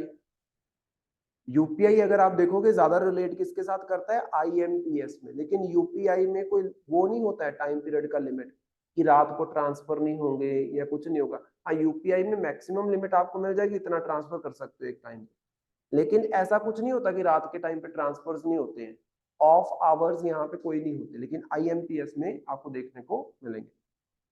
तो ये ऑनलाइन ट्रांजैक्शन के मेथड्स हैं। इसके ऊपर एक बार सवाल भी पूछा गया था NEFT और RTGS पे, उस टाइम पे ये न्यूज में बड़े चलते थे, इसलिए पूछा गया था क्वेश्चन ना, तो वो थोड़ा सा इंपॉर्टेंट हो जाता है। फिर एक नई चीज हमें देखने को मिली, that is very impressive for India's perspective, reintroduction of tigers, not in India but by the India. Tigers को री इंट्रोड्यूस करने की बात की जा रही है, इंडिया करेगा कहीं पे री introduce, that is in Cambodia. हमने चीताज मंगवाए, कहां से, नमीबिया से, साउथ अफ्रीका, उधर से हमने मंगवाए चीताज। अब हम क्या कर रहे हैं, हमारे यहाँ पे अच्छी खासी टाइगर की पॉपुलेशन है। यहाँ पे नीचे आपको इंफॉर्मेशन दी गई है अकॉर्डिंग टू 2019 का सेंसस, जो all over the world conduct किया गया था। इंडिया में आपको अराउंड 3000 टाइगर्स देखने को मिलते थे। जो इंडिया का 2022 का टाइगर्स का सेंसस आप देखोगे, तो हमारे पास 3600 से ज्यादा, 3600 से ज्यादा टाइगर्स हैं ऑल ओवर इंडिया। तो ये डाटा कम है अगर देखा जाए, क्योंकि ये पुराना है, 2019 का है। रिसेंट वाला देखोगे तो 3600 से भी ज्यादा आपको टाइगर्स इंडिया के अंदर देखने को मिलेंगे। और यहाँ पे अराउंड अराउंड 3000 टाइगर बताए जा रहे हैं विद इन इंडिया। तो इंडिया के द्वारा कंबोडिया में टाइगर्स को इंट्रोड्यूस किया जाएगा, वही कंबोडिया जो आपको साउथ ईस्ट एशिया के अंदर देखने को मिलता है। साउथ ईस्ट एशिया में देखा ना, वियतनाम के पास पड़ता है कंबोडिया, लाओस, आसियान कंट्रीज हमने डिस्कस की थी। उस कंबोडिया में टाइगर्स को इंट्रोड्यूस किया जाएगा, जहां पे लास्ट टाइगर जो है वो 2016 में देखा गया था। 2016 के बाद से कंबोडिया में टाइगर्स एग्जिस्ट नहीं करते हैं, इनको आप बोल सकते हो एक्सटिंक्ट घोषित कर दिया गया है। 2016 के बाद से कंबोडिया में टाइगर्स एग्जिस्ट नहीं करते, तो अभी कंबोडिया में टाइगर्स इंट्रोड्यूस किए जाएंगे। कौन इंट्रोड्यूस करेगा, कहां से जाएंगे टाइगर्स, रिलोकेट कहां से होंगे, इंडिया से। अब इंडिया में क्या स्टेटस है, तो टाइगर के बारे में आपको पता होना चाहिए। एक तो 29 जुलाई जो है, इसको टाइगर्स डे के तरीके से सेलिब्रेट किया जाता है, ये इंपॉर्टेंट है। फिर हमारे जो टाइगर है, इनकी जो अगर आप साइंटिफिक नेम देखोगे, that is Panthera tigris. Panthera tigris, this is the scientific name of Indian tigers, जो इंडिया में आपको देखने को मिलते हैं। IUCN स्टेटस इसका देखोगे तो ये है एंडेंजर्ड, खतरे में है, क्रिटिकली एंडेंजर्ड नहीं है, वल्नरेबल नहीं है, एंडेंजर्ड है। ये याद रखना, ये पूछ लिया जाता है। अगर आप वाइल्ड लाइफ प्रोटेक्शन एक्ट में देखोगे तो शेड्यूल 1 में आते हैं। आप लोगों ने ये सारी चीजें इकोलॉजी में पढ़ी होंगी। शेड्यूल 1 मतलब आप इनका हंटिंग वगैरह करके व्यापार वगैरह नहीं कर सकते हो, इंटरनेशनल लेवल पे टोटली बैंड है, आप बोल सकते हो। साइट्स को अगर आप देखोगे तो वहां पे ये अपेंडिक्स 1 में आएंगे, अगेन आप बोल सकते हो इंटरनेशनल लेवल पे इनका जो ट्रेड है वो आप नहीं कर सकते हो। साइट्स क्या बात करता है, convention for the international trade off the animals, आप बोल सकते हो जो एंडेंजर्ड एनिमल्स है, एंडेंजर्ड स्पीसीज, यही है ना, convention for the international trade off endangered species. तो अपेंडिक्स 1 में लिख देना इसको, मतलब आप इसका इंटरनेशनल लेवल पे इसके मांस का या इसके कंपोनेंट्स का व्यापार नहीं कर सकते हो। Then tigers are the largest cat, आपने ना 7 बिग कैट्स के बारे में सुना होगा। इंडिया में jaguar and puma, jaguar and puma, इन दो को छोड़ दो, बाकी 5 जो बिग कैट्स हैं वो इंडिया में देखने को मिलती है। जिसमें आपके पास एक तो लॉयन हो जाता है, एक आपके पास चीता हो जाता है, वो भी अभी हमारे पास है, एक आपके पास टाइगर हो जाता है, एक लेपर्ड हो जाता है, एक स्नो लेपर्ड हो जाता है। 5 है ना, ये पांचों आपको इंडिया में देखने को मिलेंगे, लॉयन, टाइगर, चीता, leopard, snow leopard. Leopard and snow leopard different species है। दो नहीं मिलते हैं 7 बिग कैट्स में से, एक है प्यूमा और एक है जैगुआर, ये दो इंडिया में नहीं मिलेंगे आपको। तो it is among the big cats आप बोल सकते हो। बिग कैट्स इंटरनेशनल अलायंस भी अभी रिसेंटली बनाई गई है। बिग कैट इंटरनेशनल अलायंस जो है वो रिसेंटली बनाई गई, जिसके हेडक्वार्टर आपको दिल्ली के अंदर देखने को मिलेंगे। इंडिया का ये और आप बोल सकते हो इनिशिएटिव रहा है। देन नंबर्स की बात नीचे बताई गई है, जैसे मध्य प्रदेश में सबसे ज्यादा आपको टाइगर मिलते हैं, ये बिल्कुल सही है। अभी भी मध्य प्रदेश में सबसे ज्यादा टाइगर आपको देखने को मिलेंगे और 3600 से ज्यादा टाइगर आपको यहाँ पे इंडिया में देखने को मिलते हैं। It is important. सब स्पीशीज की अगर हम बात करते हैं तो ट्रेडिशनली 8 सब species of tigers have been recognised, out of which 3 are extinct. 8 तरह की सब स्पीशीज विद इन टाइगर, 8 तरह के टाइगर आपको देखने को मिलेंगे। उसमें से कुछ 3 स्पीशीज हैं जो कि आपकी क्या है, एक्सटिंक्ट हो चुकी हैं। एक तो कैस्पियन टाइगर, कैस्पियन सी देखने को मिलता है कहां पे, बताओ, देख लो पहले, देख के तो कोई भी बता देगा। कजाकिस्तान के पास जो आपको देखने को मिलता है, आप बोल सकते हो सेंट्रल एशियन कंट्रीज के पास कैस्पियन सी जो आपको देखने को मिलता है इन एशिया, वो वैरायटी नहीं है। देन जावन टाइगर, जावन मतलब जावा, जावा किधर है, जावा जापान में है। जापान वाली साइड का, north Korea, south Korea, south east, south south east, east Asia में इंडोनेशिया में है ये। हाँ, नीचे है, कहाँ ऊपर पहुंचा दिया उसको। और हमने 2 बार ज्योग्राफी पढ़ी है, देखो जरा इनको, है आपकी जो बुक लेके घूम रहे हो उसमें बताया नहीं जावा कहाँ पे है। हाँ तो कैसे पता है, जापान के पास। इंडोनेशिया और जापान में कितनी कंट्रीज आती हैं देखो जरा, ऐसे कैसे दिमाग से निकल गया। इंडोनेशिया में 2 तो मेजर आइलैंड आपको देखने को मिलते हैं, एक सुमत्रा एक जावा। अगर ये भी भूल जाओगे तो दिमाग में रहेगा क्या। पता है सुमत्रा, जो पूछा वो पता नहीं होता तुम्हें। अदर सब स्पीशीज की अगर हम बात करें तो बंगाल टाइगर्स काफी फेमस है, आपने नाम सुना होगा। अमूर टाइगर्स आपको देखने को मिलेंगे, जो कि खास तौर पे अमूर रिवर्स रीजन जो है रशिया का, चाइना का और नॉर्थ कोरिया का, वहां पे देखने को मिलते हैं।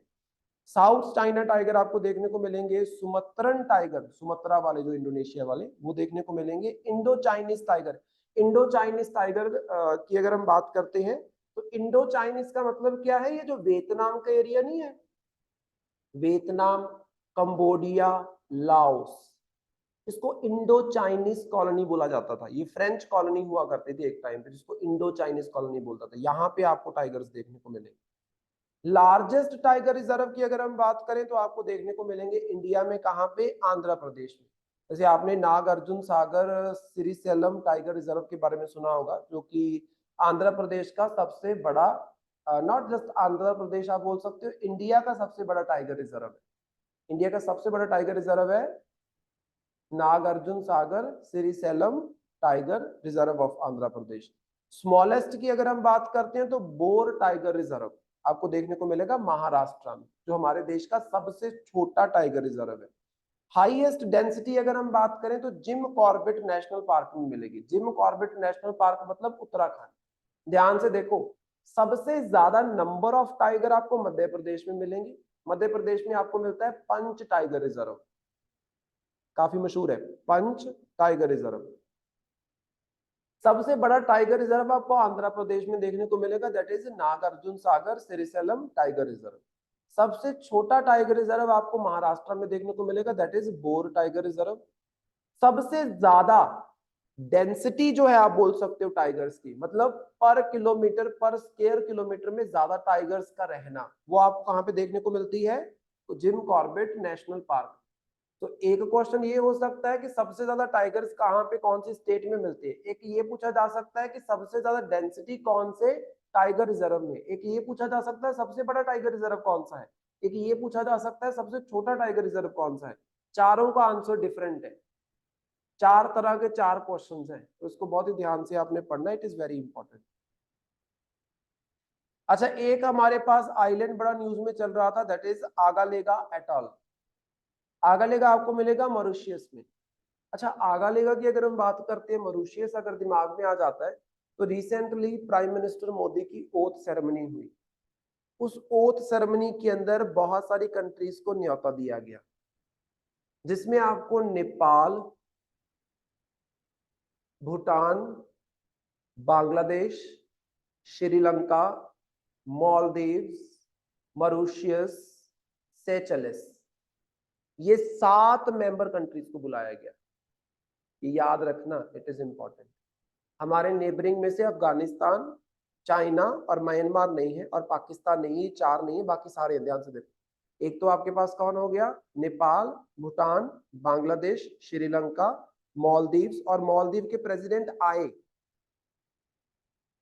जो मोहम्मद मोइजू की हम बात करते हैं, सोली और मोइजू मैंने आपको समझाए थे इंटरनेशनल रिलेशन में, मोहम्मद मोइजू आए, तो जिससे हमें ये दिखा कि बीच में हमारे मालदीव के साथ रिलेशन खराब हुए थे, अभी सुधरने के थोड़े थोड़े चांसेस लग रहे हैं, क्योंकि वो बंदा यहाँ पे आया है और उसने ये स्टेटमेंट दी है कि मैं बहुत खुश हूँ कि मुझे बुलाया गया, और इंडिया और मालदीव के आने वाले टाइम में आपको अच्छे रिलेशंस देखने को मिलेंगे। ये मोइजू ने खुद बोला है। पहले वही मोइजू इंडिया के सोल्जर्स को वहां से निकाल रहा था, 15 मार्च बोल रहा था डेडलाइन है, निकाल दो अपने सोल्जर्स। अब वो वही बंदा बोल रहा है कि हमारे रिलेशन, क्योंकि उसको पता है कि इंडिया में फिर से बीजेपी की सरकार आ गई है, और बीजेपी पिछले 10 सालों से बैठी हुई है, तो ऑटोमेटिकली इनके जो पांव है इन्होंने जमा रखे हैं। अगर इनके साथ पंगा लेंगे तो ये गड़बड़ हो सकती है। अगर कांग्रेस की सरकार आती फिर मॉइजू को कोई टेंशन नहीं थी, लेकिन अभी उसको टेंशन है, क्योंकि इंडिया की बड़ी पावर है और बिल्कुल उसके सर पे बैठा हुआ है मालदीव की। और मालदीव का चक्कर ये भी है, मालदीव को भी काफी लोन चाहिए, पैसा चाहिए, इन्वेस्टमेंट चाहिए, और चाइना का सिस्टम ये होता है, ये पैसा तो देते हैं लेकिन एक्सप्लॉइट रज के करते हैं। इंडिया एक्सप्लॉइट नहीं करता, पैसा देता है, इसलिए भी थोड़ा आप बोल सकते हो। तो कौन कौन से, सेचेल्स, देन आपका मॉरिशस, ऑल्सो मॉरिशस, देन आपका मालदीव्स, देन आपका श्रीलंका, देन अफगानिस्तान नहीं, नेपाल, देन भूटान, देन बांग्लादेश। इन सब कंट्रीज को बुलाया गया ओथ सेरेमनी के ऊपर, और सारी कंट्रीज आपको देखने को वहां पे मिलेंगी। ठीक है, अब ये जो आगालेगा एटल है मॉरिशस का, अगर हम बात करते हैं, ये क्यों न्यूज में चल रहा था, नीचे इसकी लोकेशन भी आपको देखने को मिल जाएगी, मैप पे जाओ जरा ध्यान से, आपको सारे देखने को मिल जाएंगे। मालदीव के बिल्कुल सामने देखो, वेस्ट वाली साइड सेचेल्स देखने को मिलता है, सेचेल्स से नीचे चले जाओ आपको मॉरिशस देखने को मिल रहा है। यहाँ पे जो कैपिटल लेटर में लिखा हुआ है ना, कैपिटल लेटर वाली कंट्रीज है एक्चुअली। यहाँ पे डियागो गार्शिया जो है, इसको भी कैपिटल में लिखा है, ये एक्चुअल में कंट्री तो नहीं है, लेकिन यहाँ पे आप बोल सकते हो यूके एंड यूएस का कंट्रोल है, जिसके ऊपर मॉरिशस जो कंट्री है ये बार बार क्लेम करती है कि ये हमारा आइलैंड है, लेकिन यूके यूएस ने कॉलोनियल टाइम पीरियड से इसके ऊपर अपना कंट्रोल कर रखा है, इसलिए इसको कैपिटल में लिखा है। अदरवाइज बाकी तो कंट्रीज है, मालदीव, सेचेल्स, मेडागास्कर एंड मॉरिशस। अगर हम बात करते हैं आगालेगा आइलैंड की, तो आगालेगा आइलैंड जो है ये किसका आइलैंड है, मॉरिशस का आइलैंड है, इसको याद रखना। ये किसका आइलैंड है, मॉरिशस का आइलैंड है। अच्छा, ये क्यों इंपॉर्टेंट है, क्योंकि इंडिया यहाँ पे मिलिट्री बेस बनाने की सोच रहा है। अगर यहाँ पे इंडिया का मिलिट्री बेस बन जाता तो ध्यान से देखो कि आप इंडियन ओशन में बिल्कुल अच्छी लोकेशन पे जाके बैठ जाओगे। एक तो आप अफगानिस्तान के अफ्रीका के, एक तो आप अफ्रीका के क्लोज हो जाते हो, ऊपर से आप चाइना को काउंटर कर सकते हो इंडियन ओशन में। तो इसीलिए आगालेगा जो है ये न्यूज में चल रहा था। So prime minister of India and Mauritius have jointly inaugurated the airstrip and Saint James jetty on north Agalega island in Indian ocean. अभी तो सिर्फ यहाँ पे जहाज वगैरह उतारने के लिए हमने जगह बनाई है, यहाँ पे लैंडिंग कर सकते हो, आप बोल सकते हो, रिसेंटली इनॉग्रेट किया गया। आने वाले कमिंग फ्यूचर में ऐसा दिख रहा है कि हमारा जो देश है यहाँ पे अपना मिलिट्री बेस बनाएगा। अगर आपको याद हो, चाबहार हमारे कंट्रोल में है, एक ओमान का डकम पोर्ट है हमारे कंट्रोल में है, मैंने आपको बताए हैं सारे, और एक मैंने इंडोनेशिया का पोर्ट बताया था, सितवे पोर्ट, याद है, सितवे पोर्ट जो सुमत्रा के बिल्कुल नॉर्थ में मिलता है, मलक्का स्ट्रेट के पास आपको नॉर्थ में देखने को मिलता है। ये 3 इंपॉर्टेंट हैं जो हमारे पास है। चौथा इंपॉर्टेंट हमारे पास ये आने के चांसेस लग रहे हैं, आगालेगा वाला, यहाँ पे हमारा मिलिट्री बेस बन सकता है। ठीक है, सो ज्वाइंट इनॉग्रेशन क्या सिग्निफाई करता है, ये जो दोनों ने मिलके, उनके जो रिप्रेजेंटेटिव है और हमारे जो प्राइम मिनिस्टर हैं, आप बोल सकते हो उनके प्राइम मिनिस्टर, हमारे प्राइम मिनिस्टर, दोनों मिलके यहाँ पे रिबन काट रहे हैं, यहाँ पे जो एयर स्ट्रिप बनाई गई है उसका आप बोल सकते हो। तो इससे क्या आपको संदेश मिल रहा है? नंबर 1, इकोनॉमिक बेनिफिट होगा। सबसे पहले तो रिड्यूस ट्रेवल टाइम, क्योंकि वहां पे सीधा आप क्या कर सकते हो, अब जहाज लैंड कर सकते हो, पहले शिप के थ्रू जाना पड़ता था, तो टाइम ट्रेवल का जो है वो रिड्यूस हो जाएगा। जॉब क्रिएशन होगी ऑटोमेटिकली, वहां पे अगर आपने ऐसा कोई एयर स्ट्रिप बनाई है तो वहां पे कुछ लोगों को नौकरियां भी तो मिली होंगी उसको बनाने के लिए, दिहाड़ी पे लगे होंगे लोग।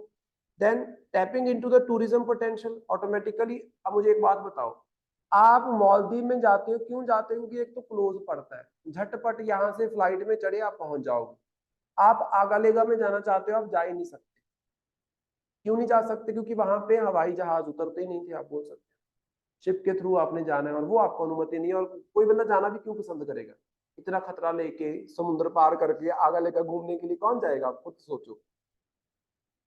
देन स्ट्रेटेजिक एडवांटेजेस की अगर हम बात करते हैं, enhanced maritime surveillance and security capabilities through the coast guard deployment. अब यहाँ पे कोस्ट गार्ड्स को बिठा दिया जाएगा इंडिया के द्वारा, तो ऑटोमेटिकली इस आइलैंड की सिक्योरिटी जो है वो भी इंश्योर हो जाएगी।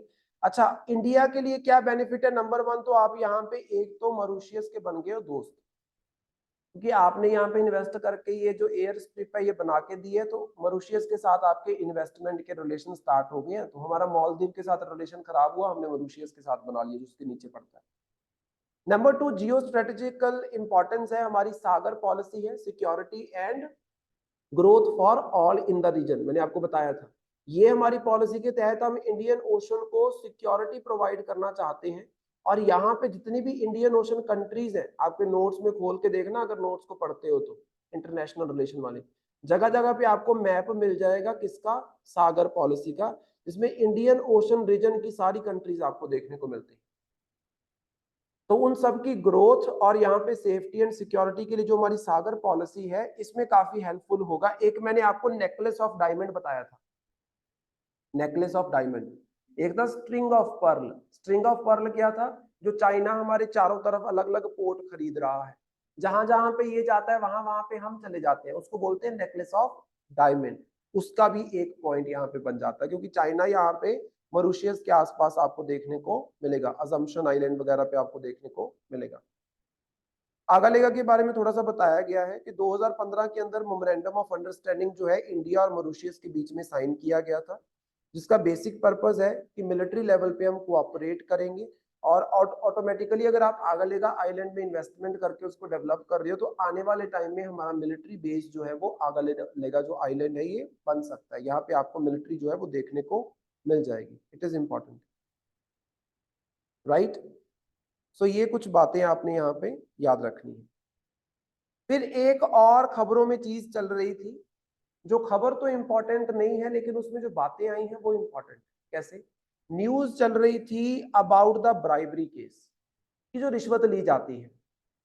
हमारे पास सुप्रीम कोर्ट ने बोला कि MPs and MLA can not claim immunity for bribery under article 105 clause 2 and under article 194 clause 2 protections have been overturned. आपने पार्लियामेंट्री प्रिविलेजेस के बारे में सुना होगा। आर्टिकल 105 के तहत आप एक एमपी को कुछ प्रिविलेजेस प्रोवाइड करते हो, जैसे फॉर एग्जांपल जब सेशन चल रहा है आप एमपी को अरेस्ट नहीं कर सकते। अगर बहुत अर्जेंट है तो without the permission of speaker in the case of Lok Sabha and chairman in the case of Rajya Sabha, उनकी परमिशन के बिना आप किसी एमपी को उठा नहीं सकते।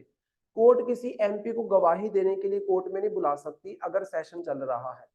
ये होती है प्रिविलेजेस, और वो बंदा सेशन के अंदर जो भी बोलता है उस बेसिस के ऊपर उसके ऊपर कोई केस नहीं किया जा सकता। मतलब with in the walls of, आप बोल सकते हो पार्लियामेंट, एक एमपी कुछ बोलता है तो उसके ऊपर बाहरी जो कोर्ट्स हैं वो केस नहीं कर सकते। ये चाहे अंदर बैठ के गाली गलोच करे, कोर्ट वहां पे ये नहीं बोल सकते कि इसने डिफेम कर दिया। हाँ, आपके पार्लियामेंट के अंदर जो स्पीकर एंड चेयरमैन बैठे हैं वो एक्शन ले सकते हैं कि इस तरीके का बिहेवियर सदन के अंदर बिल्कुल भी, आप बोल सकते हो कि हम अलाउ नहीं करेंगे। लेकिन बाहर की कोर्ट उस बेसिस के ऊपर डेफामेशन का केस नहीं चला सकती है। तो ऐसे कुछ प्रिविलेजेस आपको क्या है एमपीज एंड एमएलए के लिए देखने को मिलेंगी। एमपी के लिए आर्टिकल है 105 और एमएलए के लिए आर्टिकल है 194। होता क्या था, एमपी एमएलए के ऊपर कोई केस होता था ना, वो इन प्रिविलेजेस का इस्तेमाल करते थे। जैसे फॉर एग्जांपल कोर्ट ने बोला कि जी आपके केस का ट्रायल है, आपको कोर्ट में आना पड़ेगा, ये बोलते थे कि हम पार्लियामेंट्री कामों में बिजी हैं, हम नहीं आ सकते। ऐसे डिले करते रहते हैं, डिले करते रहते हैं। सुप्रीम कोर्ट ने बोला बाकी तो चलो हम मान लेंगे, लेकिन अगर किसी के ऊपर रिश्वत का केस चल रहा है, ब्राइबरी का केस चल रहा है, वो बंदा इन प्रिविलेजेस का इस्तेमाल नहीं कर पाएगा। और ये प्रिविलेजेस कौन देता है इनको? हमारे देश का कॉन्स्टिट्यूशन। अब ये मुद्दा सारा कहां से स्टार्ट हुआ? तो मुद्दा स्टार्ट होने के पीछे एक केस है, दैट इज सीता सोरेन का केस। सीता सोरेन की अगर हम बात करें, झारखंड मुक्ति मोर्चा के जो चीफ है जिनका नाम है शिबू सोरेन, उनकी डॉटर इन लॉ है जिसका नाम है सीता सोरेन। इस औरत ने क्या किया था? पैसा लिया था वोट करने के लिए। कहां पे वोट करने के लिए? सदन के अंदर वोट करने के लिए। जैसे फॉर एग्जांपल यहाँ पे पूरा नीचे आपको केस बताया गया है, दो केसेस बताए गए। एक तो सबसे पहले देखो, cash for vote scandal of 2008। Cash for vote scandal during the trust vote in the Indian Parliament in 2008, several members of Parliament were allegedly offered bribes to vote in favor of the ruling coalition। 2008 में क्या होता है? Trust vote का मतलब क्या होता है कि जैसे फॉर एग्जांपल मान लो आपकी सरकार खतरे में है, सरकार के खिलाफ कोई मोशन रख दिया गया, सरकार को ये इंश्योर करना पड़ता है वोटिंग करवा के कि हाँ अभी भी लोकसभा की मेजोरिटी मेंबर जो है वो हमें सपोर्ट करते हैं, उनको वोटिंग करवानी होती है। वहां पे कुछ एमपीज को पैसा दिया गया था सरकार की सपोर्ट में वोट करने के लिए कि हम इस सरकार को सपोर्ट करते हैं, हम पूरा ट्रस्ट दिखाते हैं। एक होता है नो कॉन्फिडेंस मोशन, उसका उल्टा है बिल्कुल, द ट्रस्ट मोशन जो रखा जाता है, बोल सकते हो। तो यहाँ पे पैसा लेके आप बोल सकते हो सरकार को सपोर्ट दी कुछ एमपीज ने, तो ये गलत है। पैसा लेके अगर आप वोट देते हो तो ये गलत है, ये कानून के खिलाफ है, आप बोल सकते हो। तो जो पैसा बांटने वाला काम है ये सिर्फ आपकी आम जनता में नहीं होता वोटों के दौरान, ये पार्लियामेंट में भी होता है। कई बार सरकारें क्या करती है, एमपीज की वोट लेने के लिए या सामने वाली पार्टी को और गिराने के लिए, आप बोल सकते हो ऑपोजिशन खत्म करने के लिए, उनके एमपीज को खरीद लेती है किसी पर्टिकुलर बिल के ऊपर वोट करवाने के लिए। फिर ऐसा ही आपको एक केस देखने को मिला था, झारखंड मुक्ति मोर्चा का ब्राइबरी केस 1993 का।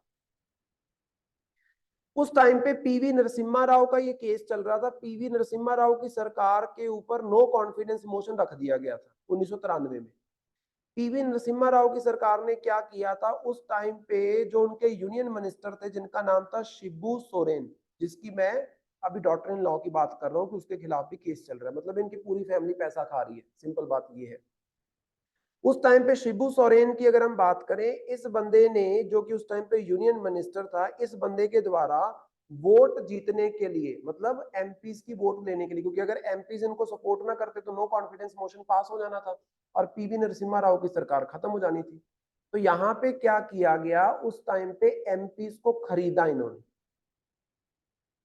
तो इनके ऊपर ये पीवी नरसिम्हा राव का केस था, बोल सकते हो, जिसमें ये इल्जाम लगा था कि इसने नो कॉन्फिडेंस मोशन को खत्म करवाने के लिए लोकसभा के अंदर एमपीज को खरीदा है इसके फेवर में वोट करने के लिए। समझ रहे हो ये वाली चीज? तो ये दो केसेस हमारे सामने है जिसके ऊपर सुप्रीम कोर्ट ने सीधा बोला। और ये जो आपका सीता सोरेन वाला केस है, जो मैं आपको ऊपर बोल रहा था कि उसकी वजह से ये न्यूज में चल रहा था, ये केस है 2012 का। ये केस है 2012 का। एक सबसे पहले आपके पास आया 1993 का, फिर 2008 का, फिर एक 2012 का जो केस है उसको देखो। Sita Soren, member of Jharkhand Mukti Morcha, was accused of excepting bribe to cast her vote in the favour of certain candidates in Rajya Sabha elections in 2012। जब 2012 में राज्यसभा के इलेक्शन हो रहे थे झारखंड में, हर एक स्टेट से चुन के आते हैं कुछ कुछ राज्यसभा के मेंबर, एमपी चुन के आते हैं। तो वहां पे किसी पर्टिकुलर मेंबर को वोट करने के लिए सीता सोरेन ने क्या किया था, पैसा लिया था। ये एमएलए है, पैसा लिया था, आप बोल सकते हो, इसने वोट करने के लिए, जिसकी वजह से आप बोल सकते हो इसके ऊपर केस चला।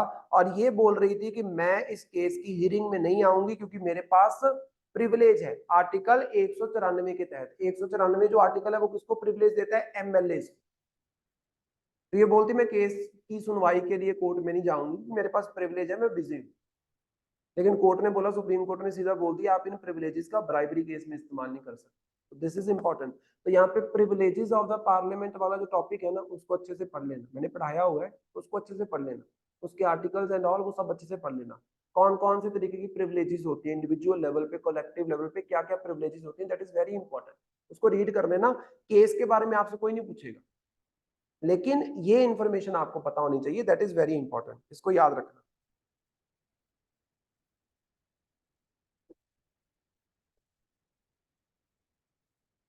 नेक्स्ट अगर हम बात करते हैं take aways from the 7th bench Supreme Court ruling, अभी जो सुप्रीम कोर्ट की रूलिंग आई है इससे हमें क्या समझ आ रहा है? Number 1, no violation of the doctrine of stare decisis, the court can change prior ruling such as PV Narasimha Rao case. यहाँ पे क्या हुआ था कि पीवी नरसिम्हा राव के अंदर सुप्रीम कोर्ट ने ये अलाउ किया था कि ब्राइबरी केस के अंदर आप इन प्रिविलेजेस का इस्तेमाल कर सकते हो इस केस की सुनवाई में आने से बचने के लिए, ऐसा इस्तेमाल किया जा सकता है। लेकिन रिसेंटली सुप्रीम कोर्ट ने बोल दिया कि हम हमारी उस जजमेंट को रिवाइज करते हैं और अभी हम इस केस में बोल रहे हैं कि आप ऐसा नहीं कर सकते हो, ब्राइबरी केस में आप प्रिविलेजेस का इस्तेमाल नहीं करोगे, जो सुप्रीम कोर्ट ने खुद अलाउ किया था तब 1993 के पीवी नरसिम्हा राव केस में। Number 1। Number 2, legislative privileges must conferred with the constitutional parameters. हमारे देश का संविधान कभी भी इस तरीके की ब्राइबरी को, करप्शन को अलाउ नहीं करता है, तो ऑटोमेटिकली अगर आपको प्रिविलेजेस दी गई हैं तो हमारे संविधान के जो बेसिक आइडियल्स हैं उनको पीछे करके तो कभी आप इन प्रिविलेजेस का इस्तेमाल नहीं कर सकते हो, ऑटोमेटिकली वो सबसे ज्यादा इंपॉर्टेंट है। Constitutional immunity from the bribery charges lacks a two fold test. जो आपकी ये पार्लियामेंट्री प्रिविलेजेस होती है ना, इसमें दो तरह का टेस्ट आपके पास होता है, अगर आप उसको पास करते हो तो फिर आप इन प्रिविलेजेस को एंजॉय कर सकते हो। कौन कौन सी? Number 1, assessing whether the privilege claimed is essential to the collective functioning of the legislative body। अगर तो आप उस प्रिविलेज का इस्तेमाल इसलिए कर रहे हो कि आपकी विधानसभा, आपकी लोकसभा की फंक्शनिंग अच्छे से चलती रहे, फिर तो आप प्रिविलेज का इस्तेमाल कर सकते हो। लेकिन आपके ऊपर पर्सनली आप बोल सकते हो ब्राइबरी का केस है, इसमें फंक्शनिंग का कहां से मुद्दा आ गया? नंबर 2 जो टेस्ट होता है वो होता है whether the privilege claimed is necessary for discharge of essential duties of the legislator। एक आप ये कह के इस प्रिविलेज का इस्तेमाल कर सकते हो कि भाई मेरी ड्यूटीज है as a MLA, as a MP, उनको परफॉर्म करने के लिए मुझे ये चीज करनी पड़ेगी, मैं कोर्ट में नहीं आ सकता। सिर्फ ये दो टेस्ट होते हैं। इसमें पहले वाला टेस्ट देखो, ये जो आपका ब्राइबरी केस में पहले वाले टेस्ट का कोई लेना देना नहीं है, मतलब आपके ऊपर ब्राइबरी का केस चल रहा है और आप कोर्ट को बोलो कि मैं अगर आ जाऊंगा तो मेरी विधानसभा की फंक्शनिंग रुक जाएगी, तो ये थोड़ा सा ऑड लगता है। क्योंकि जो बंदा ब्राइबरी कर रहा है, आप बोल सकते हो जिसके ऊपर ब्राइबरी का केस चल रहा है, वो फंक्शनिंग के साथ उसको क्या लेना देना? उसने तो धज्जियां वैसे ही उड़ा दी फंक्शनिंग की, क्या करके? ब्राइबरी करके, आप बोल सकते हो। तो यहाँ पे ये प्रॉब्लम हो जाती है। ब्राइबरी इम्यून नहीं है, सीधा बोल दिया कोर्ट ने कि ब्राइबरी अब इम्यून नहीं होगी, आप इम्यूनिटी का इस्तेमाल नहीं कर सकते, प्रिविलेजेस का इस्तेमाल नहीं कर सकते इन केसेस से बचने के लिए। Then court and house can exercise parallel jurisdiction. अब यहाँ पे ये बोला जा रहा है कि जो कोर्ट के पास भी पूरी पूरी पावर होती है, जैसे फॉर एग्जांपल अगर किसी बंदे ने विधानसभा के अंदर या फिर लोकसभा के अंदर ऐसे कोई ब्राइबरी की है, कोई गड़बड़ की है, उसके ऊपर एक्शन ले सकता है। कौन ले सकता है? उस सदन का जो प्रिजाइडिंग ऑफिसर होगा। लोकसभा में जैसे स्पीकर बैठा होता है, विधानसभा में जैसे आपका स्पीकर बैठा होता है, स्टेट की विधानसभा का स्पीकर। अब उसके साथ साथ कोर्ट भी इसके ऊपर एक्शन ले सकती है, समझ रहे हो? तो आपको कोर्ट में भी जाना पड़ेगा और वहां पे भी केस जो है वो देखना पड़ेगा। Corruption by the legislator erodes the foundation of democracy. अगर करप्शन ये लोग करेंगे, एमएलए एमपी, तो ऑटोमेटिकली डेमोक्रेसी की धज्जियां तो ये उड़ा ही रहे हैं। Legislative privileges apply equally to Rajya Sabha elections. Legislative जो प्रिविलेजेस होती हैं, देखो ऐसा नहीं है कि सिर्फ आप बोलो कि जब जनता वोट करती है तो जनता की वोट खरीदी ना जाए, जनता को पैसा दे के खरीदा ना जा, सिर्फ वहां पे नहीं, अगर राज्यसभा के इलेक्शंस भी हो रही हैं जहां पे एमएलए वोट करते हैं, एमएलए भी पैसा नहीं ले सकते हैं वोट करने के। अगर एमएलए पैसा ले रहे हैं वोट करने के लिए, वो भी उतना ही गलत है जितना जनता पैसा देती है वोट करने के लिए, उतना ही, मतलब सेम हमारे डेमोक्रेसी के ऊपर उतना ही इंपैक्ट आपको देखने को मिलेगा। सो कुछ पॉजिटिव इंपैक्ट और कुछ नेगेटिव इंपैक्ट नीचे आपको बताए गए हैं। जैसे पॉजिटिव में अगर आप देखोगे, up hold the judicial review. सबसे पहले तो सुप्रीम कोर्ट ने ये क्लियर कर दिया कि हमारे पास जुडिशियल रिव्यू की पावर जो है और हम इन चीजों को देख सकते हैं।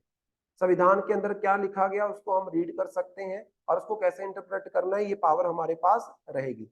नंबर 2, सुप्रीम कोर्ट ने ये जजमेंट देके क्या किया? करप्शन को रोकने की कोशिश की है। Number 3, preservation of the democratic principle. Bribery और करप्शन को अगर आप रोक देते हो तो ऑटोमेटिकली आप लोकतंत्र का जो बेसिक आपका सिद्धांत है उसको आप फॉलो कर रहे हो। Then clarity on bribery offences.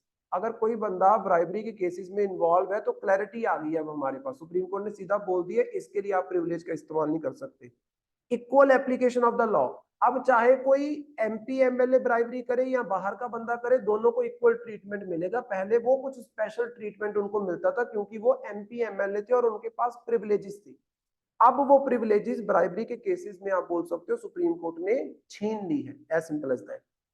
Negative impact आपको क्या देखने को मिलेगा? Potential legal uncertainty, overturning established precedent में lead to the legal uncertainty and interpretation challenge. एकदम से सुप्रीम कोर्ट ने जो पहले बोला था 1993 में वो चला आ रहा था, अब सुप्रीम कोर्ट ने कुछ नया बोल दिया तो मतलब क्या है, पूरे का पूरा गड़बड़ हो जाएगा। सुप्रीम कोर्ट से लेके हाई कोर्ट तक सबको अब अपना रिवीजन करना पड़ेगा, आप बोल सकते हो, क्योंकि सुप्रीम कोर्ट जो बोल देता है वो एक लॉ की तरह काम करता है। वो लॉ नहीं होता है लेकिन लॉ की तरह काम करता है, आप बोल सकते हो। इम्पैक्ट ऑन लेजिस्लेटिव इंडिपेंडेंस, कहीं ना कहीं सुप्रीम कोर्ट ने लेजिस्लेचर्स की इंडिपेंडेंस को थोड़ा सा रिस्ट्रिक्ट कर दिया, आप बोल सकते हो। तो मतलब जो जुडिशरी है वो लेजिस्लेचर की इंडिपेंडेंस में घुस रही है एक तरीके से। पॉलिटिकल रेमिफिकेशन की अगर हम बात करते हैं, इस जजमेंट के बाद बहुत सारी पार्टीज आप बोल सकते हो सुप्रीम कोर्ट से खफा होने वाली हैं, उनको बिल्कुल भी अच्छा नहीं लगेगा। और चैलेंजेस इन द इम्प्लीमेंटेशन, इसमें इम्प्लीमेंटेशन में चैलेंजेस आपको देखने को मिल सकते हैं, क्योंकि कई बार क्या होता है कि प्रोसीजर्स बहुत टफ हो जाते हैं। सदन का प्रोसीजर चल रहा है उसको छोड़ के आना, या वहां पे मिस होना, या फिर जैसे फॉर एग्जांपल अभी कोई बंदा अगर दिल्ली में बैठा है, एमपी है, और सुप्रीम कोर्ट में जाना है, उसके लिए तो सही है। लेकिन मान लो एक तमिलनाडु का एमएलए है, उसके ऊपर आपने ब्राइबरी का केस चला दिया सुप्रीम कोर्ट में, और उसकी विधानसभा आपको चेन्नई में देखने को मिलती है। तो चेन्नई में विधानसभा भी अटेंड करना और फिर सुप्रीम कोर्ट में भी जाना पॉसिबल नहीं हो पाता है, बहुत दूर है, आप बोल सकते हो, क्योंकि वो दिल्ली में है, वो चेन्नई में बैठा है। तो वो अपने लेजिस्लेटिव फंक्शंस को प्रॉपर्ली परफॉर्म नहीं कर पाएगा, क्योंकि अब उसको ब्राइबरी के केस में सुप्रीम कोर्ट के चक्कर लगाने पड़ेंगे। पहले क्या था, पहले वो सुप्रीम कोर्ट में जाने से बच सकता था क्योंकि उसके पास प्रिविलेजेस थी कि भाई मेरा काम चल रहा है, मैं अभी नहीं आ सकता, डिले करो इस केस को या इस ट्रायल को डिले करो। अब वो चीज नहीं हो पाएगी, तो वो थोड़ा सा हमारे लिए आप बोल सकते हो टफ हो जाता है। That's it. इसको आपने थोड़ा सा रीड कर लेना, नीचे जो आपके पास दिया गया है वो तो आपका वही पॉलिटी वाला सेक्शन ही है। कलेक्टिव प्रिविलेजेस क्या होती हैं, इंडिविजुअल की क्या प्रिविलेजेस होती हैं, ये सारा वही जो हमने पढ़ा है वही यहाँ पे लिखा गया है। लोकसभा के अंदर जो प्रिविलेजेस कमेटी बनती है, इसके ऊपर क्वेश्चन पूछा गया था लास्ट में जो दिया गया ना, प्रिविलेज कमेटी, जिसमें 15 मेंबर होते हैं लोकसभा के, 10 मेंबर होते हैं राज्यसभा के, इसके ऊपर क्वेश्चन पूछा गया था इसकी मेंबरशिप के ऊपर। तो ये इंपॉर्टेंट हो जाता है, तो अभी इसको पढ़ लेना, इट इज वेरी इंपॉर्टेंट। ठीक है, और इसी के साथ हमारा ये वाला जो है ये खत्म हो जाता है पूरे का पूरा।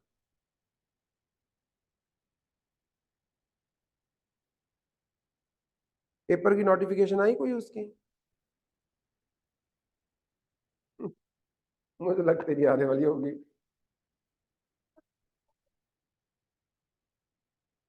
अच्छा नहीं है सिस्टम ना इनका।